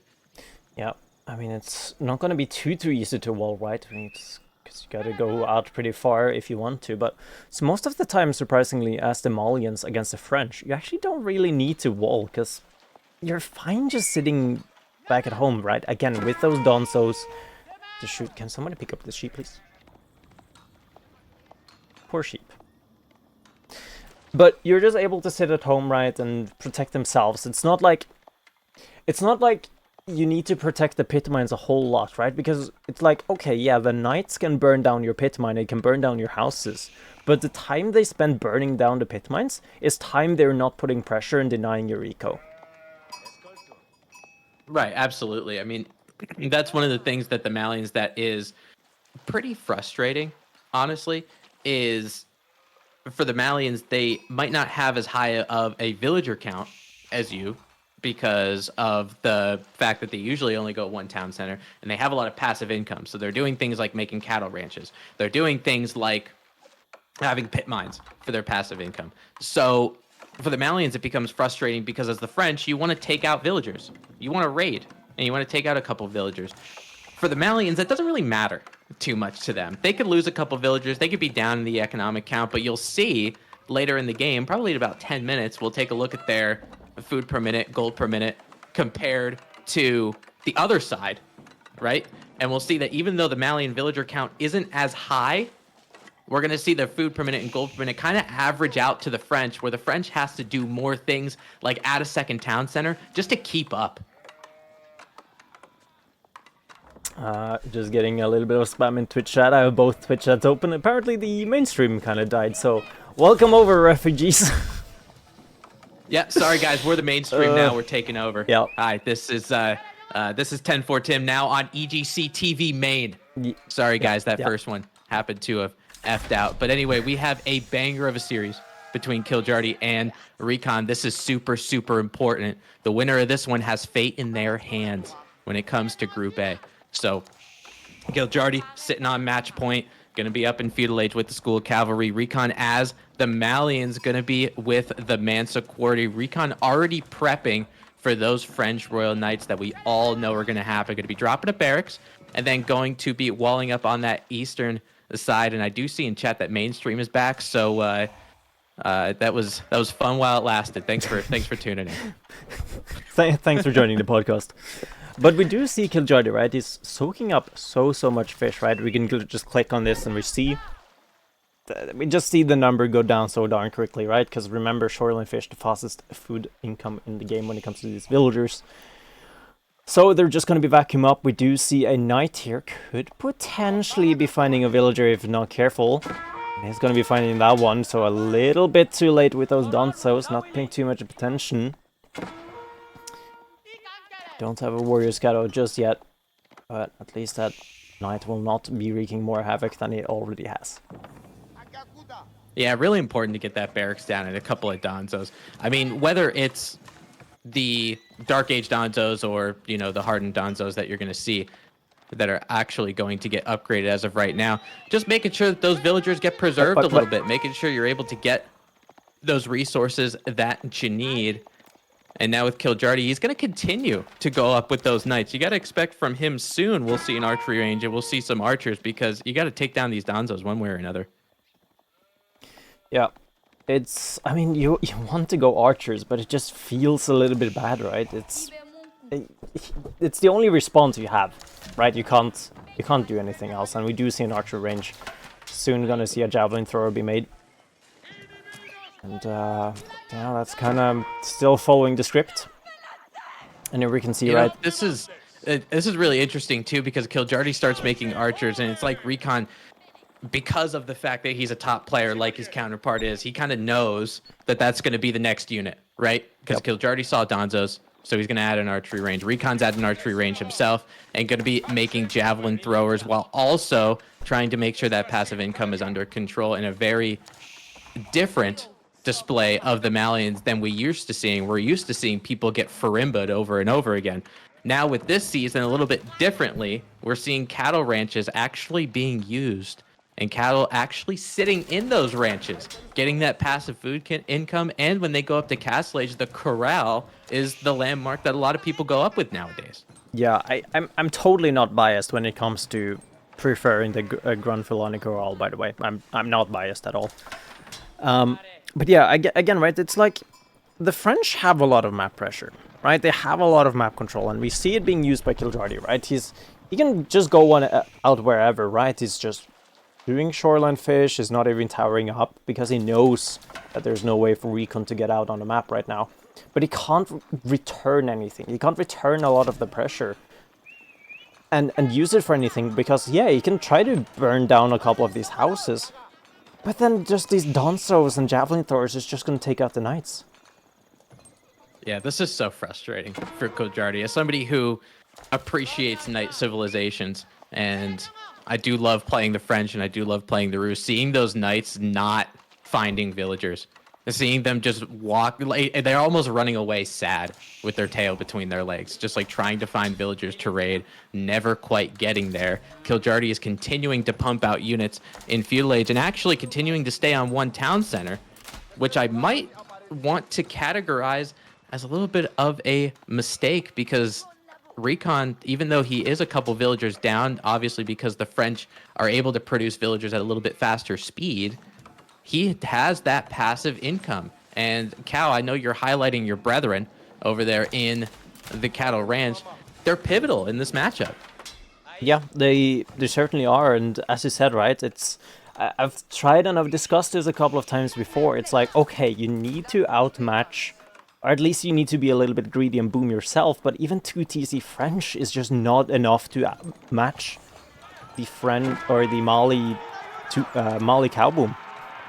But some trading might be happening here. Finally some action. A lot of villagers going idle here. Needs to be careful not to lose a lot of knights here. But these Donzos on the front line doing so much. Javelin throwers returning the favor and one-shotting the archers in the back. Still not able to get a villager kill though, and that was a worthy trade for Recon, that's for sure. Those javelin throwers were the MVP of that matchup. And based on how many archers that Kiljardi had on his side when he started to do that push, he didn't have that many archers enough where once he lost about 2 or 3, he wasn't able to have the critical mass to one-hit Donzos, right? Yep. So those Donzos appeared super tanky. The Knights weren't able to get to those javelin throwers, and those Knights don't have bonus damage like horsemen do, right? So even though those Knights are bulky units, it does take a little bit of time for the javelin thrower mass to go down. Kiljardi needs a healthy dose of archers if he's going to be able to take out this Malian mass, and he's got about 4 in queue right now, 13 actually on the battlefield. Honestly, he's going to need a lot more. Yeah, and we're nearing ourselves the timing window. We see Siege Engineering is in queue for Kiljardi, so we're nearing the timing window where a ramp push could be detrimental to the Malians. We do have the cow boom, 9 cows alive and strong, except that one. You know, we're just not going to talk about that. But yeah, I think that was your cousin, wasn't it? No, I think that, I mean, it was, but it was the one we don't talk to anymore because he did some stuff. We don't talk about him, honestly, so I'm fine with him being taken out. But we do have in the back of the base, right? We do see French kind of just chilling at home, right? It's not. I feel like if this was a warrior scout, you know, if it was just a warrior scout hitting here instead, how further behind would Kiljardi be? I mean, I'd go so far as to say that Recon is ahead economically. You know, Kiljardi he's spending a lot of resources to try to get this feudal attack going, and for those rams and for this Knight mass has to do some damage, but it looks like Kiljardi will be going in with those Knights, getting good charges on those javelin throwers, but those javelin throwers really focusing on those archers, taking down one at a time. Javelin throwers are starting to get hit by the Knights. Donzo's doing a good job. In terms of that micro, the Donzos are doing such a good job trying to protect those javelin throwers. You notice those Donzos, they weren't chasing those Knights in the beginning. They only had one role, and that role was to protect those javelin throwers. There's enough javelin throwers in there. Kiljardi's archer mass gets basically evaporated, and those rams have to back up at a snail's pace. Kiljardi got to go back to the drawing board. I swear there was an archer mass there at some point. Right? I'm not crazy. Kiljardi had like 30 archers, right? Yeah, I think it was, I don't remember the exact number, but definitely in the 25 to 30 range, but they just got evaporated because of the javelin throwers. Kiljardi is continuing to double down on this. He's going with another stable. He's continuously pumping in the feudal age. To be honest, I think we're going to get to a point where Recon, he saved and kept so much of his army value in this one. So what Recon can do, yeah, he's going to make a couple more units, but it's going to take time for Kiljardi to mass up again. You might think Recon might even age up here. I think Recon is going to do so as well, right? He needs to rebuild a little bit. He's dropping more production as well. Still doing a little bit of a cow boom here, but he has been using a lot of that food from those cattles. Still hasn't gotten a lot of upgrades when it comes to the blacksmith here, Recon. Yeah, But I mean, I think this is just another example to me, and I've seen this in games over and over again from the top players. That all-in aggressiveness in Feudal, it's so season 1. You know, like you really don't see it anymore. You see more greedy second town centers, maybe third town centers, and bolstering your economy before you start making a push with military. You really just don't see from the French. You really just don't see that 1 TC all-in knight archer mass. And I know that Kiljardi's trying to do it against Malians. Maybe this isn't the civ to do it against, mind you, but it just seems like this just isn't a play anymore. And we gotta talk about something. We talked about the pit mine. The second one still hasn't been put up because Recon is just fine sitting in his own base and just vibing. But yeah, it's a very lonely gold mine right there. But Kiljardi is continuing to mass up. One thing I will say, Kiljardi is doing a very good job of making sure he's not floating any particular resource, and that's something when you're being feudally aggressive and you're worried about microing all of your units. If you're a lower elo player, you might start to float resources that you particularly aren't using. Kiljardi doing a good job of not doing that. Another big fight might be going through. Kiljardi trying to get some charges on the javelin throwers. Does get a couple good hits, but those Donzos are mixed in right with those jav throwers. The jav throwers are just not taking damage. Yeah, they're not going to. There's just not enough knights here. There's only about 6 knights and a scout. Most of these are archers, which aren't going to do anything against for how many Donzos there are. Kiljardi's going to back up, or he's going to be dead in that water. I mean, he is dead in the water. Yeah, for this one, I don't really see a way for Kiljardi. And he's going to continue to make knights. He's going to continue to make archers. He's going to try to continue to beat his head against that palisade wall. I mean, as crazy it is to say, but now there's going to be a counter push. As crazy it is to say, I feel like the only way for Kiljardi to kind of win this is just pure spears. Because at least like spear knight. I don't know. Javelin throwers doesn't do very well against it, and at least you don't get hard countered on the Donzo front. He's running away. He has a lot of knights now. He's on 3 stables, 3.2 or something like that. I don't remember the exact number of stables the School of Cavalry is, but it's I don't know. It's just so rough. Well, you got to remember too with the Donzos, they're a little bit better than spears. They have more melee armor than the spears as well. So. I mean, and plus when you're French, and assuming you're not in a French mirror, making spears just doesn't seem fun. It doesn't seem like a good idea It never to is, do. But so, I mean, it's one of those. This is one of those matchups that there aren't very many in this game anymore, just because of how well Relic is doing in the balance category. And the villagers will be running. I think they're going to get caught eventually, though. I mean, at some point, maybe.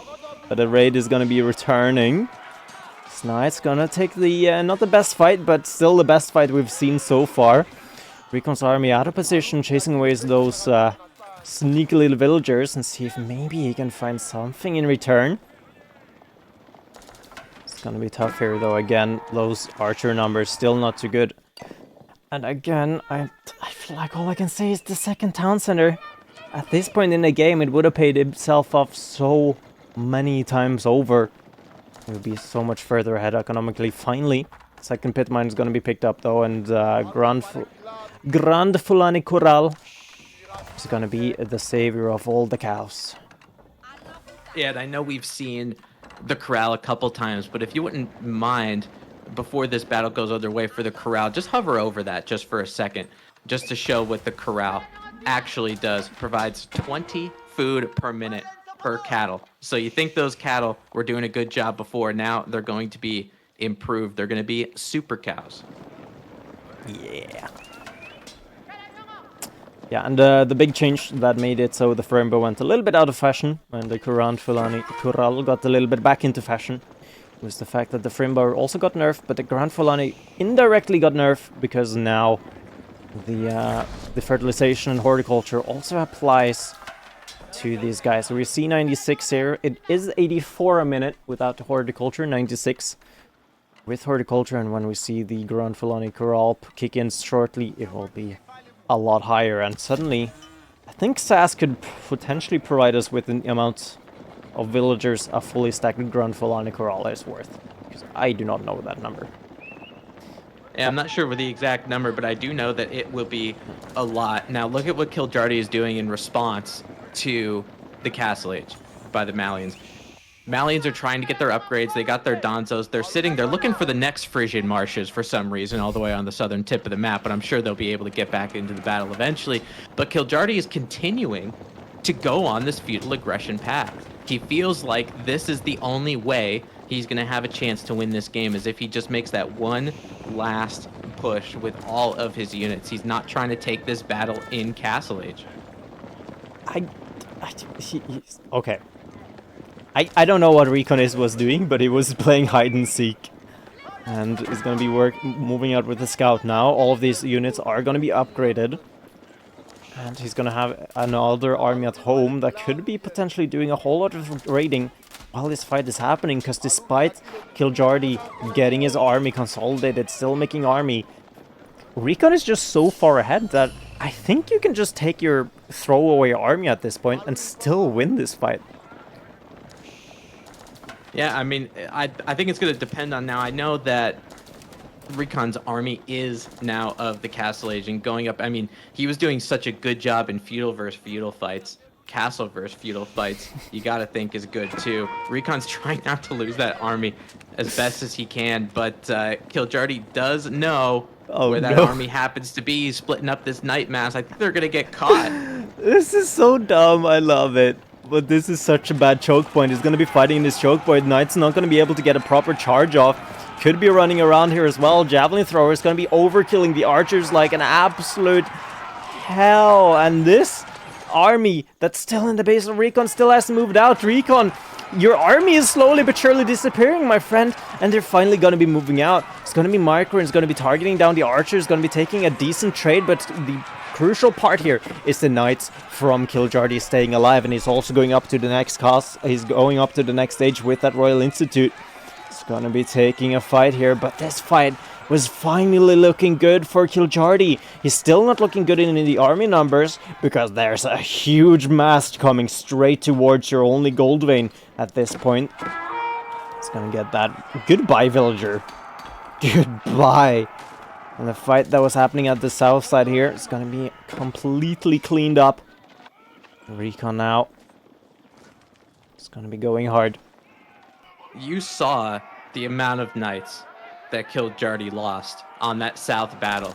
And you saw the army value on the lower left part of your screen. You saw the army value tank for Kiljardi. Now he only has 11 knights with Royal Institute. Doesn't have the gold necessarily to get things like royal bloodlines as soon as possible, and it does take a little bit of time for royal bloodlines to actually start. But one of the most important things too, with that fight going down all the way on the south side, we have a random Wololo, which Cow does get baited as the observer. He's Wololoing absolutely nothing, but we're going to go back to the action. Oh, that's a Wololo though. I think you just mistimed it, to be honest. Yeah, I think that was a little bit of a mistime too, but Kiljardi's army has to relocate. Right, they were all the way down the south side, so it took time for them to get up there. So Recon was able to do a little bit of damage. Now with the ram, he's going to be able to park right on top of Kiljardi's production and not give him the ability to mass up again. I've got to be honest here. I hate doing it. I hate saying it even. Kiljardi should just mass man-at-arms. That's the only thing I can think of in the Castle Age, because he's going to try to take this fight. The knights are just going to be slain, and I don't think there's a whole lot Kiljardi can do here. Donzo's taking out the archers, and GG is going to get called. Those knights got absolutely ripped apart. All you needed was a couple Donzos over there on the western side. I have to give it to Recon's micro in this game, especially while he was in Feudal Age around that first pit mine. He was using his Donzos so perfectly to make sure his javelin throwers stayed alive, to make sure his javelin throwers were hitting those archers for the French. I know this is one of those matchups where you feel like you lost it in the lobby screen, but Recon made sure that this was a rather dominating display for him. And we did see a 2-0 for Kiljardi going into game 3. But now it's 2-2. We're all tied up, ladies and gentlemen. This is probably the most important game in terms of their call to arms survival for Recon and Kiljardi. Again, whoever wins this series, fate is in your hands going into the playoffs, where only 2 of the 12 in your group are going to make playoffs, and these guys are second and third, respectively. So this is a very, very important game, and we're going back to the basics on the driest of Arabia. And we have our 4th mirror of our 5 games. It's going to be an Ottoman mirror. It's gonna be an Ottoman mirror. The only way we would have it. But Ottoman mirrors is actually a little bit fun as well. I think it's not as fun as Abbasid mirrors, but it's not too far away either, actually. But despite that, as you said, it was a 2-0 for Kiljardi, and I think he's doing what I'm doing right now, which is opening his shirt, getting his jawline out. Not that I have much of one, and taking a deep breath, because this is the final decider game for Kiljardi. And my cat just came in. Hello, kitty. Yeah, this is an important one for Kiljardi. I mean, we know the momentum is all on Recon's side right now.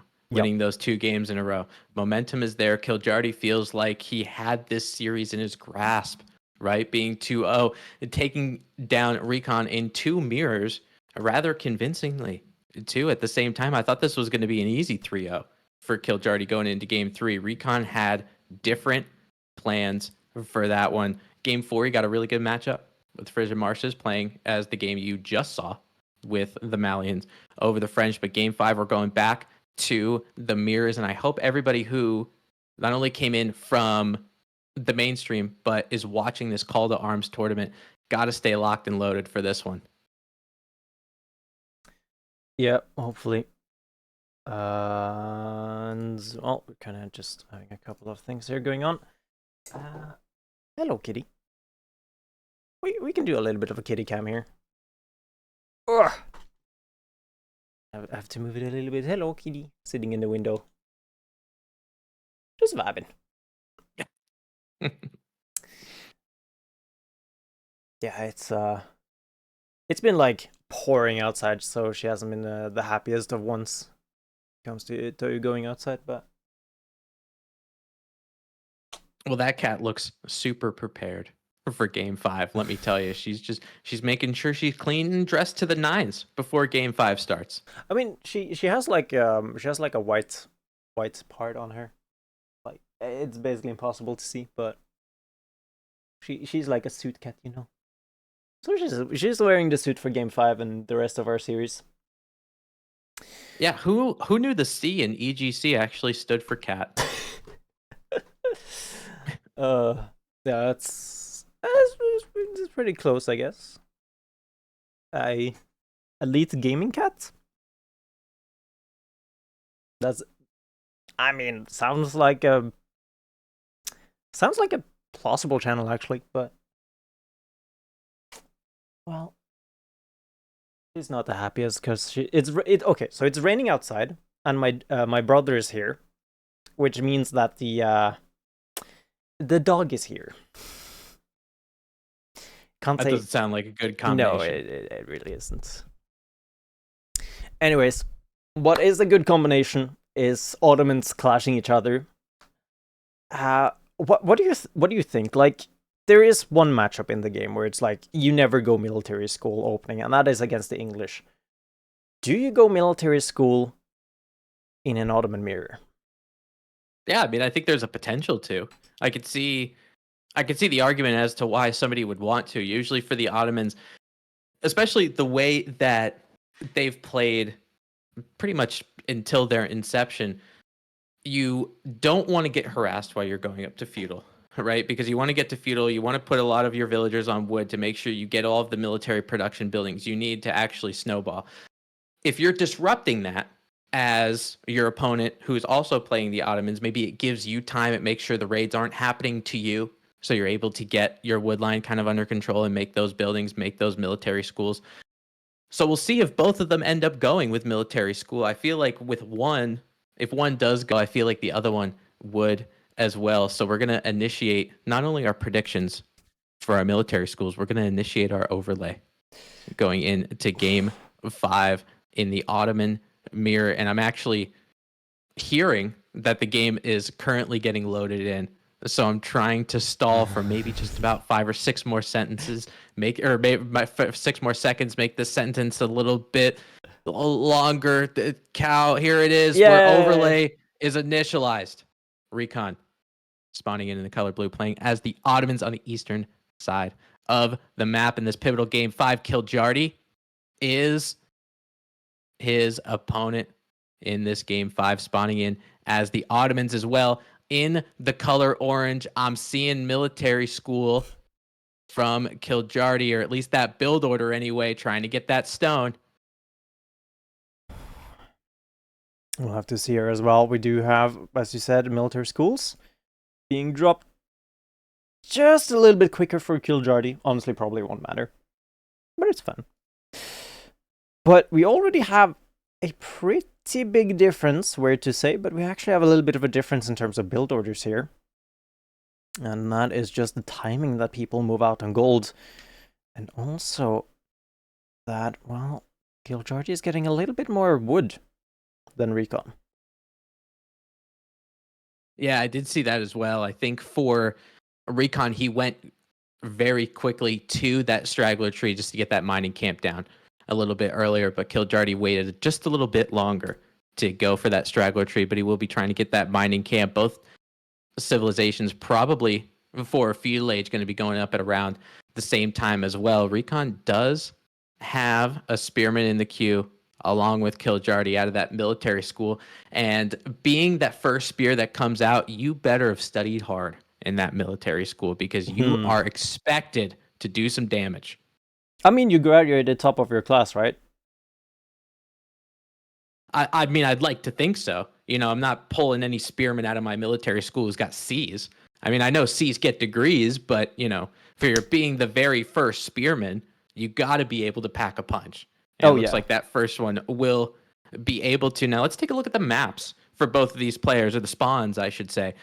Kiljardi's gold, a little bit less in the raidable variety just because it's in the back, whereas Recon's is much more forward. So it might be an easier target for Kiljardi if he chooses to. Now, a lot of the times when you get the military school, you get the spearman to actually, if you wanted to go do damage to your opponent, by the time that first spearman actually comes out and you traverse your way to the opponent's, you know, villagers, town center, whatever, you get to a point where they pretty much have the resources already.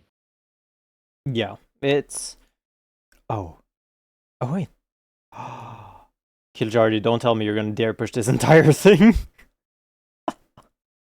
But yeah, as you were saying, right, there's with the first thing you do with the spear, right, you can often make your way all the way over to the other side, right? And then you just come at the point where it's like, okay, well, I just arrived when you're aging up. Good thing. So, I don't know. It's like, yeah, sure, you're gonna find a gold vein. That's great and all, but you're not gonna find anything else. Like, against the Abbasid, for example, you can often do a little bit more damage. Against the French, you can do a little bit more damage because they stay longer on the gold vein, right? Or the stone vein, for that matter, because they go to town centers. But you're not gonna find anything at all here, and the deer push is actually gonna be spotted by Recon here in the back. Yeah, these Ottoman bases from both players, while they're going up to feudal age, are pretty compact, right? I mean, their wood lines are pretty close to their starting town center. They might not necessarily get raiding opportunities in that direction. But Kiljardi did have to stray away from that gold mine, whereas Recon does not have to do that. Having those 2 villagers on gold means that he can get wheelbarrow as soon as that twin minaret gets completed, whereas Kiljardi will not have the ability to. Usually, we don't give too much. I mean, I know wheelbarrow is a very important technology and everybody should get it, blah, blah, blah. But in this particular game, with these particular civilizations, wheelbarrow is quite important because it matters and it factors more when you're doing things like wood collecting because of the amount of traversing you have to do to get back to the lumber camp. So wheelbarrow is actually going to help substantially for Recon to get those military buildings up quick. Mm.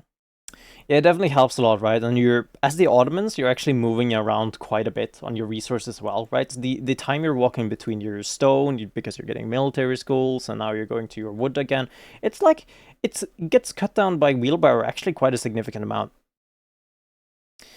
And hopefully, I mean, maybe we'll see the result of that a little bit later, but Kiljardi going to be putting down that blacksmith, and we'll be probably adding those military production schools around those areas. Not only the schools, but any other kind of military production building that he chooses to make. And I feel like in this matchup, too, it's very pivotal to know what military building is first for your opponent, because it means that you're going to make the counter. And look at that cow. That deer push, he completed it. It's done. Like it's it's perfectly where you want it. I don't know. It's a little bit weird for me that Recon didn't actually kill any of the deers, because like you see a deer push happening, you might as well stop it. It's just gonna be able to just put them right underneath the twin minaret madrasa, which some people often forget, including me. It's just a drop-off point. It's a mill, right? So he's able to put these guys underneath here. He's going to have really, really safe food. Actually, one deer got away. I have to see how far this guy walks back home, because that's also a thing some people forget, is that if you do a deer push, they will at some point walk back to their original position. Yeah, and that deer is lazily doing that right now, but it looks like Kiljardi does change where his military schools are going to be producing units and where they're going to be focusing on their studies and going more in the cavalry department than anything else, which you might think is counterintuitive at first, just because of the fact that you are, for your first military schools, you're pumping out spearmen already.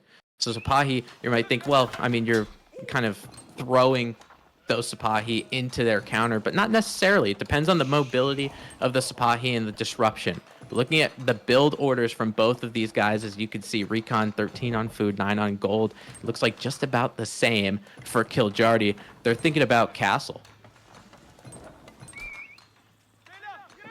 Yeah, I mean, there's no doubt as well, right? I think Kiljardi actually might have a little bit of a slower timing, but because of the fact that he did the deer push and there was no response to it, right? All the spares of Recon was just kind of just chilling in the base and just vibing out.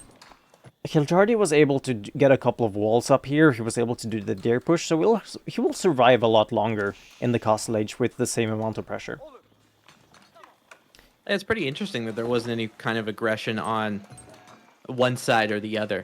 Most of them just playing more defensive and also staying on one town center, something that the Ottomans like to do, because usually for civilizations that get their economic bonus by something exogenous, I guess I could say, in the form of military schools providing free production, you don't have to go for that second town center, right? So civs like the French, they have to go second town center because it's the way they're going to be able to sustain units and keep up economically with their counterpart. For civs like the Ottomans, not so much, because getting that free production is that economic boost that they need to propel a game. Yeah, we do have the MIA going up as well for both players. 8 for Recon, 9 for Kiljardi. Timing will be pretty similar. I would not be surprised, actually, to see this go more into a siege game than anything. It will probably be Spear Janissary, I think, might be the best thing to go here in this mirror. Like, of course, you can go a couple of Sipahi, but because you're going Spear Janissary, you have a really hard counter against those guys. I mean, when we're talking about the Ottomans, you have to talk about siege, right? The fact that both of these MIAs are about 50% into completion, you're getting free siege that's popping out, right? And especially coming out of right next to the blacksmith just means you get them a little bit sooner. So you're going to expect for the Ottomans, no matter if you're playing in a mirror or otherwise, you've got to expect that as soon as they hit Castle Age, be prepared for siege. There's different civilizations that don't necessarily transition to siege immediately. Ottomans are not one of those. Now that Recon is in Castle Age, Kiljardi soon to follow just about 1 second after in true mirror-like fashion, the Mangonels are in the queue because of the MIA, and you have to be aware of that. So the things like ranged masses, Kiljardi does have one archer, but in terms of ranged masses, relatively non-existent because you know that siege is going to be such a big deal. Yeah, we do have a single archer here. I think that one was maybe produced by accident from a military school. No, wait, oh, ooh.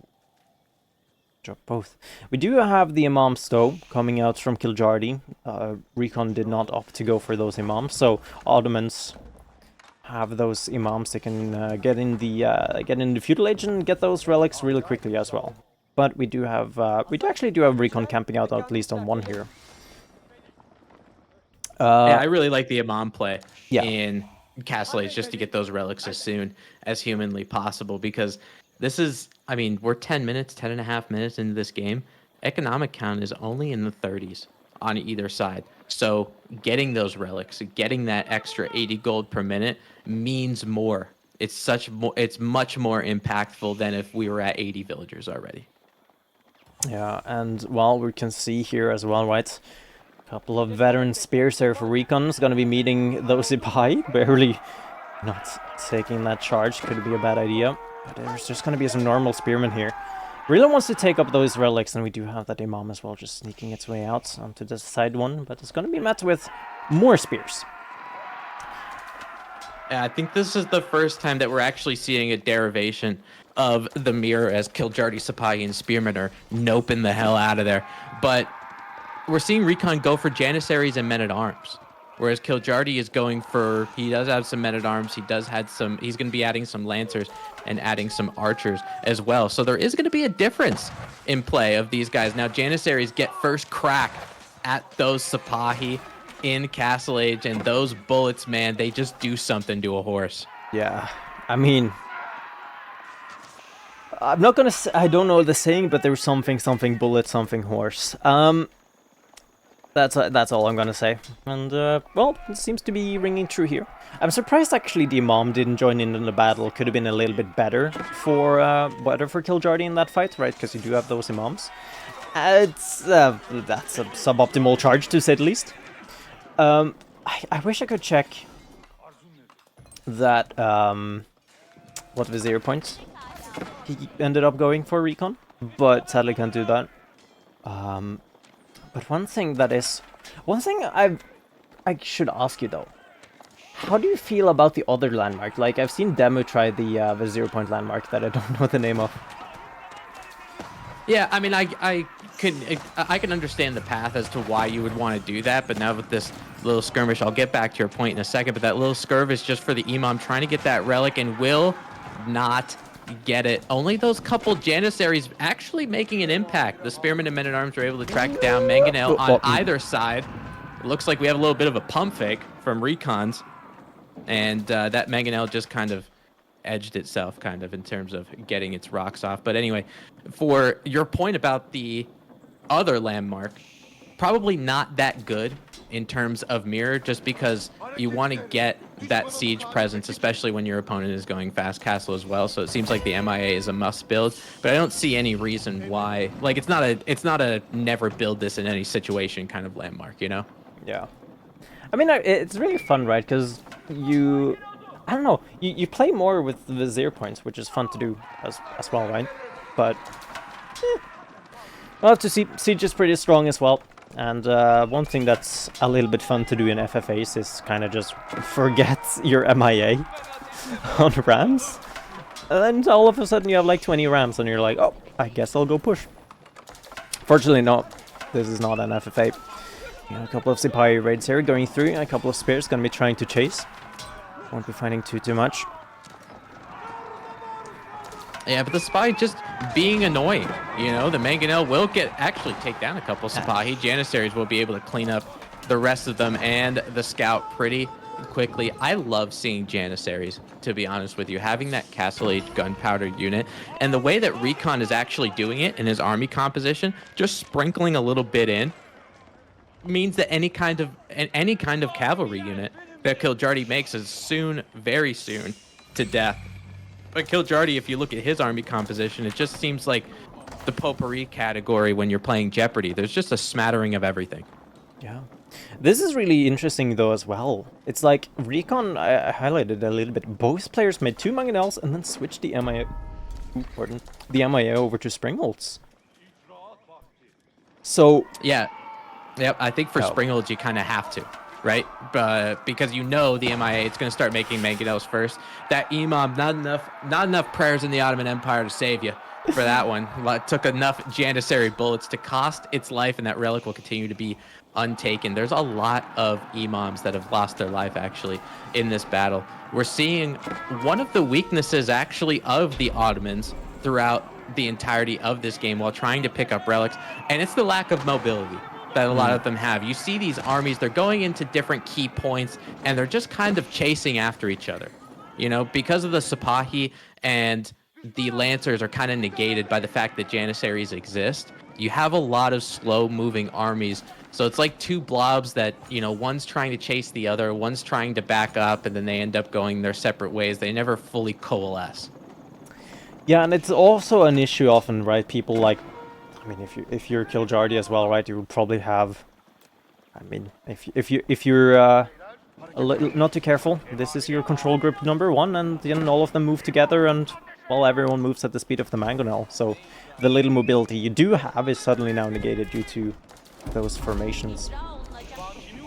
Now, I do see that was the first, actually, in this Ottoman mirror, that was the first meter that I saw from Recon. It was on the eastern side of his home base.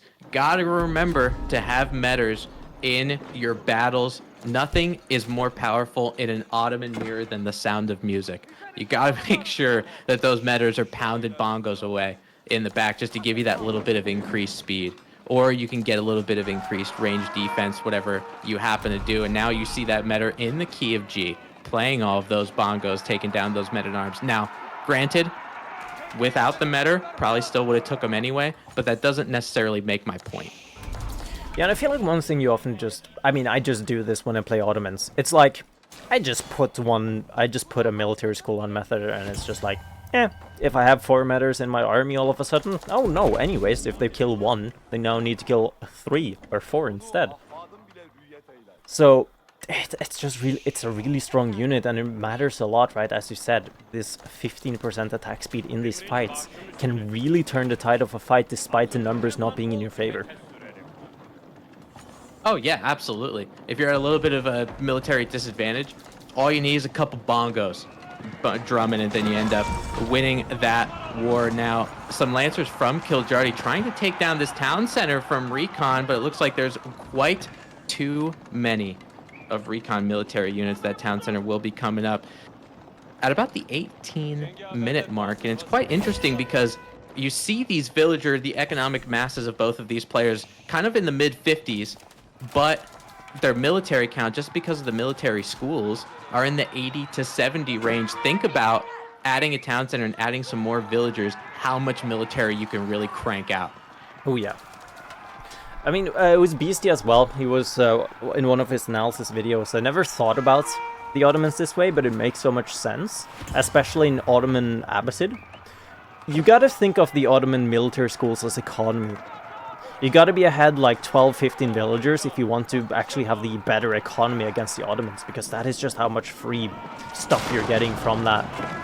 But the main fight in the middle now is gonna be very scary. A huge ranged mass is out here for Kiljardi. Well, those Mangonels could be doing so much damage!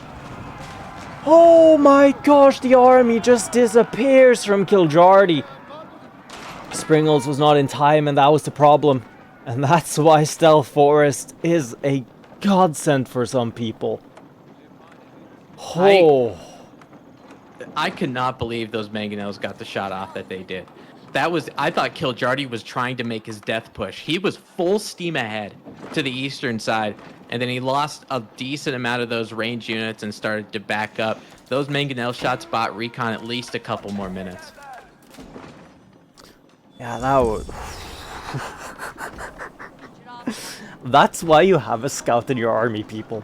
Because Recon has one, he saw into the stealth forest, Kiljardi was inside of it and didn't see it out.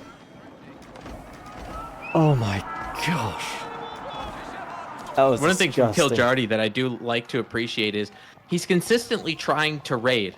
Oh yeah, I'm not seeing 100%. Recon do that too much. I mean, Kiljardi is using a little bit of Sipahi and a little bit of Lancers in order to try to do that. And he does have worker kills because of that. You know, Kiljardi did kill 10 villagers. So that's why he's been having that economically throughout the duration of this game. Granted, it's only a few villagers, but for how long it goes, it could make an impact. And now Recon's splitting up his troops, trying to get that surround tactic on Kiljardi. Cow, this is going to be a big fight. This could be huge. First Springle down. Springle Micro needs to be careful here. Mangonels on the backside is going to have to be careful here. Mangonels is not protected for Kiljardi, however. It's going to be taken out slowly but surely. The ranged mass for both players is under a lot of threat, but not anymore. For Recon is just free to do anything. This is looking so brutal for Kiljardi. He had such a strong position. He has the middle, but he's just losing too much army. He was not able to take out the mangonels in time. The crossbows are now kiting back, but they're not kiting to anything because there's a open hole in Kiljardi's base. He's under 100 population in total, 27, 26 now. In military, he's only got a single Springled left to fight against 4 Springled soon and 3 Mangonels from Recon. And that was the pivotal part of that, as Recon is continuing to move west into Kiljardi's base. That one Springled and that crossbow and mass not going to do enough against all those gunpowder units. Why would you use arrows when you have guns? And that's exactly what Recon's doing. Those crossbowmen are as good as dead along with that Springled. So one thing with that pivotal fight was a little bit of siege superiority from Recon. He did have a little bit more when it came to Springleds and Mangonels, but Kiljardi's Mangonels on that south side were completely exposed. It exposed Kiljardi and completed the reverse sweep for Recon. This was a 2-0 Kiljardi series lead, but it seems Recon has the fate in his own hands, taking that reverse sweep, winning this match 3-2. Will be up 4-1 in the Swiss stage. And now all he has to do is survive round 6, and he's in the playoffs.